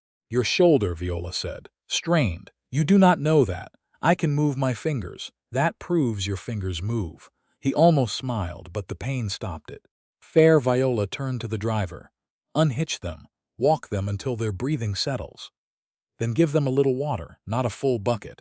They do not pull again today." The railroad harness man reached toward the broken trace. Viola stepped between his hand and the leather. "Do not touch it." Sheriff Hale arrived at a run from the far end of the shed. Everyone back from the wagon. He cleared the space around the harness and called his deputy. Ruth brought the ranch ledger. The committee secretary stood beside her, holding the forged correction slip. In the presence of Viola, Ruth, Miles, the railroad foreman, and the secretary, Hale removed the entire broken trace with buckle, copied indigo stitches, and torn load point intact. The concealed cut had opened exactly where the strain gathered. Heavy blacking still covered most of the surface. The counterfeit D sat below the seam. "This is the quarantined freight yard trace," Viola said. "We documented the weak outer grain, false D, doubled prick marks, and copied blue thread at Copperleaf. And it was wrapped and tagged on that rack this morning," Ruth added. Hale's deputy recovered the cut tag beneath the empty peg. The folded canvas still hung behind the rack. "Where is the safe trace?" Hale asked. The railroad worker who had stood near the side entrance removed his cap. "I saw Quill's clerk at the lead wagon. Thought he was fitting hardware. He had an old supplier pass. Did you see him remove anything?" Canvas under his arm. Then he bent by the left side. "I did not know Quill men were barred from copperleaf tack." "Who admitted him?" "I did." Shame crossed the worker's face. Hale did not waste time scolding him. "Show me where his handcart stood." They found the safe trace beneath an empty fixture crate. Its hidden notch matched Ruth's ledger entry. Hale wrapped it separately. "2 pieces," he told his deputy. "2 labels, no mixing." Viola opened the buckle fold of the broken freight yard trace only after Hale asked her to identify the inspection location. The underside was smooth, no notch. "It never passed our hidden mark system," she said. "The blue stitches were copied." Hale sent his deputy to retrieve the blackened Denby latigo and the counterfeit certified stirrup leather from the locked evidence cabinet. When both arrived, each remained on its own cloth. Viola pointed without touching.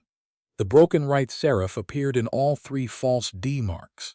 The cuts on the blackened latigo and freight yard trace crossed the grain at the same slant. Paired prick marks crowded the seams beside the copied blue stitches. Ned stood behind Ruth until Hale called him forward. His face had gone pale, but his voice held. "That doubled bite comes from Mr. Quill's 6-tooth wheel. 1 tooth bends inward. Every full turn leaves 2 holes too close together." "Did you see that wheel used on these pieces?" Hale asked. "Not these exact pieces. I saw it used in the shop. I saw Mr. Quill use it. I saw the clerk use it." "That is enough. Step back." Quill's clerk stood near the freight shed door with Luther several yards away under the deputy's watch. Hale took the clerk first. "You were barred from copperleaf tack. I brought fittings." Hale held up the old supplier pass. This pass was no longer valid for today's review. The clerk said nothing. Hale placed the forged correction slip beside the cut tag. "The freight office says these initials were copied." Miss Denby identified Quill's old paired harness abbreviation. "A railroad worker saw you at the lead wagon.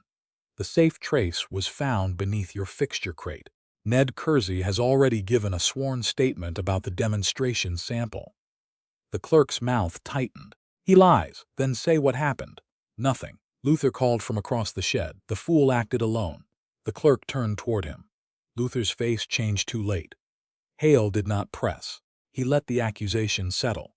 The clerk stared at the man who had just named him guilty before any answer. "He said he'd do that," the clerk murmured. "Who?" Hale asked. "Quill. Said if anything went wrong, I stole the pass and changed the trace myself." "Did you?" The clerk looked at the cut tag, the hidden safe trace, and Ned's statement in Hale's hand. "He ordered the switch." Luther shouted, "Liar." "He ordered the sample switch too," the clerk continued. "Faster now. I took Miss Denby's piece from the committee drawer. He burned it in the shop stove. Today I copied the freight initials, changed the horse numbers, and used the old pass to enter the shed. He told me where to put the safe trace." "Where are the tools?" Hale asked. "Back room of Quill saddlery, false D under the bottom drawer. Bent wheel and narrow knife behind loose stove bricks. Blacking tins in the coal cabinet." Luther tore free of the deputy long enough to cross the distance between them. He struck Ned across the mouth. Ruth caught the boy before he fell. Miles took 1 step forward, anger hard across his face. His injured shoulder dropped. Viola caught his left sleeve. "Do not give Luther another story." Miles stopped. Hale seized Luther by the coat. Luther twisted away and ran toward the livery alley. The deputy cut him off at the gate. Hale brought him down against the packed earth and bound his wrists. No one cheered.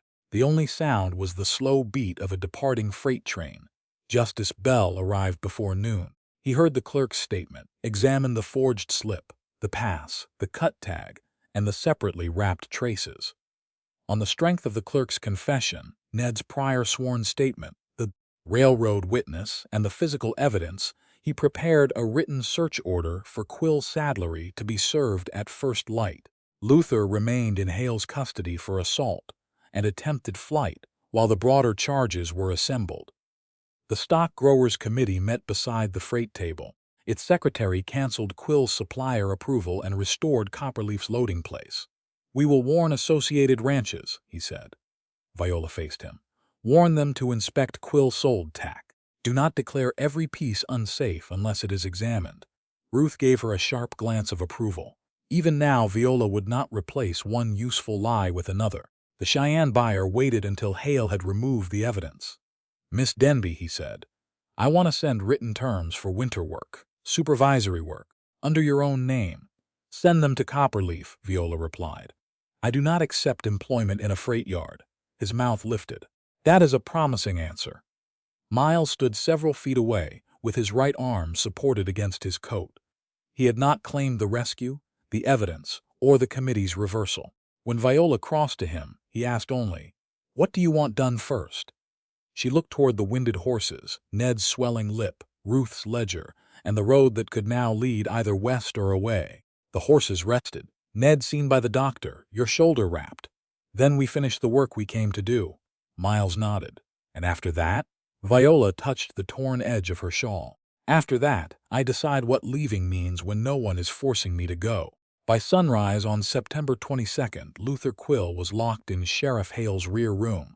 Miles could not lift his right arm above his waist, and Viola's paid contract had 1 day left. The doctor examined Miles in Ruth Avery's parlor, because Ruth had refused to let him ride 12 miles into town, merely to prove that he could. Miles sat at the edge of a straight-backed chair, while the doctor pressed along the shoulder, tested his fingers, and made him move the arm only as far as pain allowed. "Muscular strain," the doctor said. "No break, no dislocation. Sling for several days. No lifting, roping, or saddling with that arm." Miles frowned at the last instruction. "I can saddle with the left. You can also worsen it with the right while pretending you are not." Ruth held out the folded sling. "Put it on." He obeyed. Poorly. Viola stepped behind him and adjusted the cloth so it supported the forearm without pulling at his neck. Miles did not turn the touch into invitation. He thanked her once and let his injured arm rest where she placed it. At breakfast, Ruth opened the ranch ledger to the contract, ending September 22nd. "Copperleaf still has 5 days of inspection and loading work," she said. "You will not do it without written terms." Viola read the new entry before Ruth finished sanding the ink. September 23rd through 27th. Same daily inspection wage. Repairs paid separately. Room and meals not deducted. Viola retained authority to refuse unsafe tack. Any extension beyond the 27th required another written agreement. "Agreed," Viola said. She signed. Ruth signed as owner.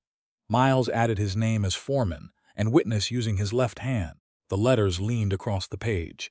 Viola examined them. "Your signature appears to be escaping downhill. It remains legally recognizable. To whom, Mrs. Avery knows what I intended." Ruth closed the ledger. "I know you intended to make a 7 look like a collapsing fence." Justice Bell signed the written search order that morning. It named the back room, the lower desk drawers, the loose stove bricks, the coal cabinet, the business ledgers, the counterfeit stamp, the bent pricking wheel, and the narrow knife described by Ned and Quill's clerk. Sheriff Hale and his deputy served it while Luther remained in custody. Viola did not enter the shop. Neither did Miles, Ruth, or Ned. Their absence mattered. Evidence would not become cleaner because angry people crowded around it.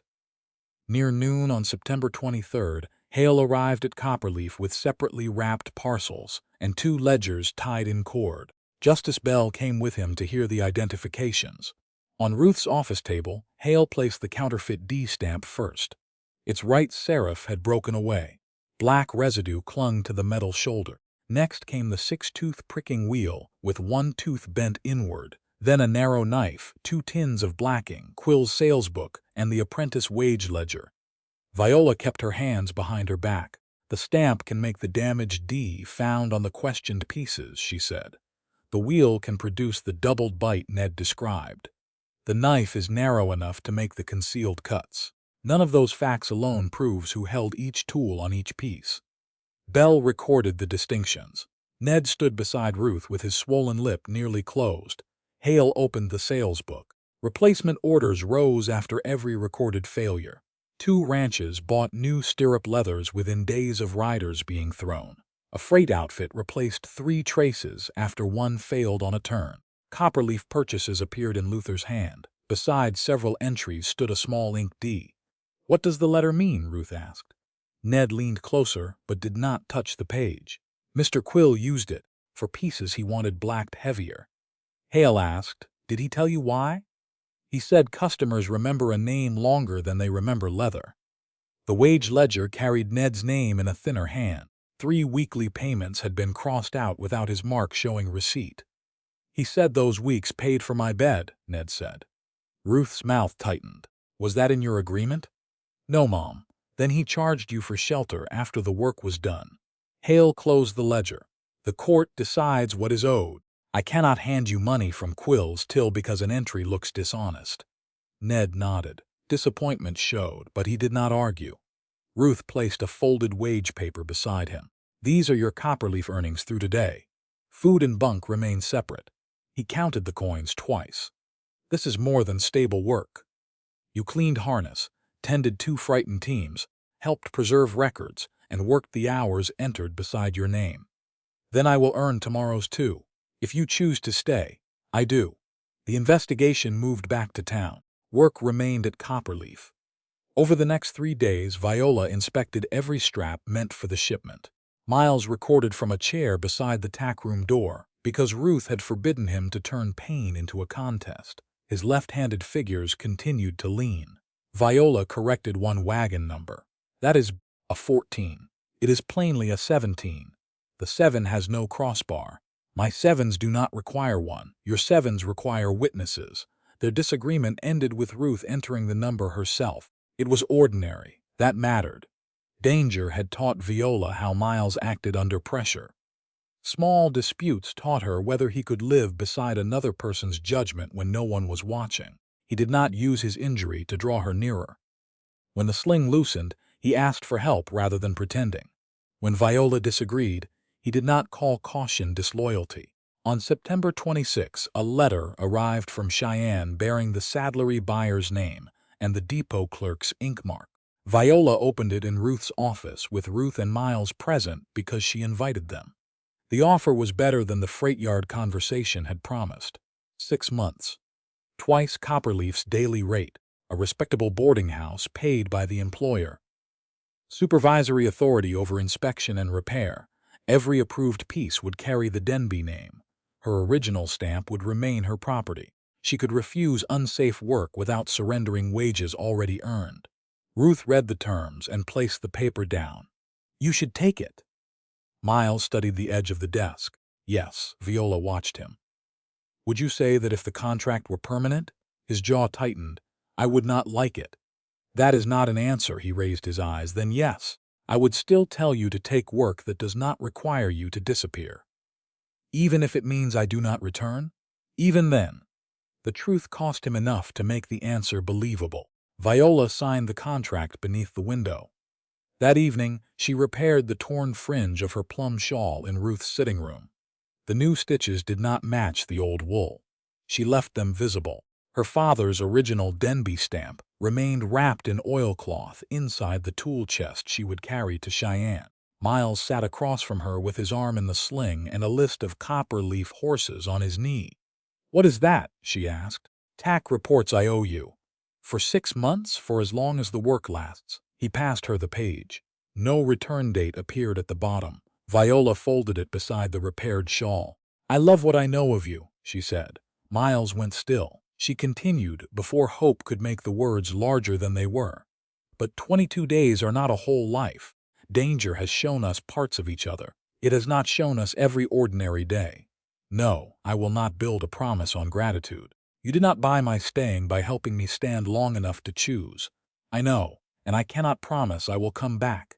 His left hand closed once over the chair arm. "I know that too. We can write. If you choose, we can learn whether this survives distance, dull days, disagreements, and letters that say nothing important. Mine may say a great deal about fence repairs. Then I will judge their character severely." His mouth lifted. Viola set down the shawl. "I love you, Miles. I am also leaving. Both can be true, can they? They have to be, or one of them is not worth much." On September 28th, Ruth drove Viola to Redwater Junction. Ned sat behind them beside the tool chest. Miles followed on horseback. holding the reins in his left hand while his right arm remained supported beneath his coat. Cold wind moved under the depot awning. The same bench stood where Viola had left Luther's ring 22 days earlier. She did not search for the scratch it might have made. Her ticket rested in one gloved hand. The westbound train had not yet rounded the water tower. Miles stopped several feet away. "You do not have to stand so far," Viola said. He came closer. "Better?" "Yes." Ruth and Ned went with the freight clerk to see the tool chest loaded. Miles glanced toward the tracks, then back to Viola. "I meant what I said," she told him. "So did I. Your shoulder is not a reason for me to stay. No, and loving you is not a reason to miss the train. No." The whistle sounded beyond the bend. Miles did not ask for another answer. "May I kiss you?" Viola stepped within reach. His left hand rested lightly at her waist. The kiss was brief and warm, with no claim hidden inside it. When they parted, steam had begun to drift along the platform. Viola placed the handle of her valise into his left hand. Only then did he carry it. "Stay with me until the train comes," she said. "I said I would." He stood beside her until the conductor called boarding. Then he returned the valise. Viola climbed the steps carrying her own ticket, her own contract, and a future no man had purchased for her. Through the window she saw Ruth raise one hand, Ned hold his hat against the wind, and Miles remain beneath the awning without asking her to come back. The train pulled west. He stayed until the platform disappeared. The train returned Viola Denby to Redwater Junction on April 12, 1888, with more luggage than she had carried away and less fear than memory expected. Spring thaw darkened the road beyond the platform. Old snow remained in the freight shed's shadow, but water ran beneath it in narrow silver threads. The conductor lowered her tool chest first, then her valise. Viola waited inside the passenger car until both rested on the boards. 6.5 months earlier, she had left Redwater with a Cheyenne contract, a repaired shawl, and no promise that love would survive ordinary life. Now 2 trade references lay in her satchel. 2 supply contracts rested beside them. Her father's original Denby stamp remained wrapped in oilcloth inside the tool chest. In the inner pocket of her plum shawl, 31 letters from Miles Shaw were tied with indigo thread. He had written through danger's absence. That mattered most. One letter described a bay mare that had finally stopped chewing the left rein. Another argued that Eli did not over-tighten every second cinch, only every third when cold weather made his hands stiff. A third admitted Viola's advice had been wrong for one narrow-chested gelding, and explained why without turning disagreement into disrespect. Miles had also written 3 pages about a fence post. It leaned. He objected to the accusation. Viola stepped down. Miles waited at the far end of the platform with his hat in one hand. His right shoulder had healed. She could tell by the even way he held both arms, and by the absence of any careful stiffness meant to remind her what he had suffered. He did not cross the distance between them. He did not reach for the valise. Ruth Avery came around the freight cart first and embraced Viola hard enough to crease the shawl. Ned Kersey followed in a clean work coat that fit him better than the one he had worn in September. He stood taller now, though perhaps that was only because he no longer tried to make himself small. "You came," he said. "I said I might." Mrs. Avery said that meant yes. Ruth released Viola. I said it meant she would decide. Miles remained where Viola had left him. The choice was still hers. She walked toward him. "Your fence post sounded poorly governed." It resisted correction. It leaned. "Against my better judgment. And the bay mare still favors the left rein when she is bored. Ellie over-tightens every third cinch. You surrendered that argument quickly. 6 months improved me. The letters suggest otherwise." The formality in his face softened. "May I take your valise?" Viola placed the handle in his hand. Only then did he lift it. Ruth pointed toward the wagon waiting beside the platform. "We are not going to Copperleaf first." "Where are we going?" Viola asked. Ned failed to hide his grin. "Your shop." Redwater had not become kind while Viola was gone. Towns did not alter themselves as neatly as leather changed under a knife. A few people watched from store windows. Others nodded because winter had given them evidence they could not explain away. The recovered tools and ledgers had entered the territorial case record. Quill's clerk testified. Sheriff Hale's separately held leather pieces remained accounted for, from seizure through hearing. The court convicted Luther on the fraud, malicious property damage, assault, and related counts the prosecutor proved. Restitution included Ned's unpaid wages. Quill saddlery closed before Christmas. Luther's wife was not charged. She returned to her family, carrying no blame Viola was willing to place on her. Ruth stopped before a narrow building near the livery, 2 streets from the depot. Fresh paint above the door read Denby Harness and Leatherwork. Viola stared at the sign. Who painted it? Ned, Ruth said. The second attempt, Ned admitted. The first D leaned worse than Mr. Shaw's fence post. Inside, a cutting table stood beneath the front window. Pegs lined one wall. A small stove occupied the rear corner. The room above the shop had a separate stair and a lock Viola tested twice. The lease lay on the bench in her name alone. Ruth had advanced the first month because the landlord required payment before Viola arrived. Viola opened her satchel, counted out the amount, and placed it in Ruth's hand. No interest? Do not insult me. Then a receipt. Ruth sighed and wrote one. Ned waited until the exchange was finished before unfolding another paper. I want to apprentice. Viola read the terms aloud. Wages by the week. Instruction counted as part of the workday. Food and lodging separate if you board at Copperleaf. Your own name goes on work when you are ready. That is what I want. Who wrote this? I did. Who corrected the spelling? Mrs. Avery. Ruth frowned. Only 3 words. Viola handed the paper back. You understand I will dismiss you if you hide unsafe work? Yes, you understand my name will not cover your mistakes. Yes, you understand your own name must carry your good work as well. Ned lifted his chin. Yes, Viola signed. Ned signed beneath her. No one called the arrangement charity. It was work under terms both could read. Miles set the valise beside the cutting table. There is one matter left. Ruth and Ned discovered an urgent need to inspect the rear shelves. Viola leaned against the bench. You wrote that sentence in letter 27. You counted? I count everything important. Miles placed his hat on the table. Why did you come back? He did not ask whether she had come back for him. That mattered too. Cheyenne offered to renew my contract, Viola said. His left hand closed once at his side. I declined. Why? Because Redwater has work. 3 ranches have already signed supply orders. Ruth is a client, not an employer. Ned deserves an apprenticeship where wages are not hidden behind a bed charge. And this town needs a shop that refuses bad leather even when good money asks for it. Miles waited. Viola crossed to the front window. The road toward Copperleaf ran west beneath a pale spring sky. The depot stood behind them. Both directions remained open. And because you wrote 31 letters without turning one into a rope. He came closer but stopped before touching her. I wanted to. I know. That is not the same as doing it. I know that too. Viola removed the brass aspen leaf pin from her shawl and held it in her palm. The repaired fringe remained visible where the freight yard break had torn it. I love you, Miles. My shop remains mine. Yes. My work carries Denby. Yes.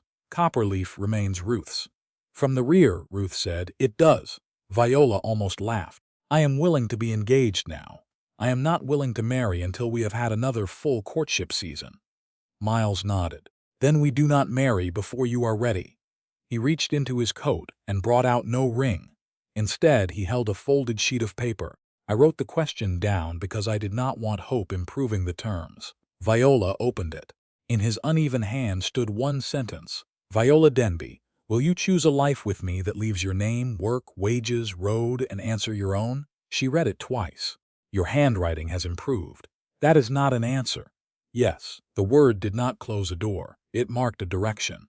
Miles took her hand only after she offered it.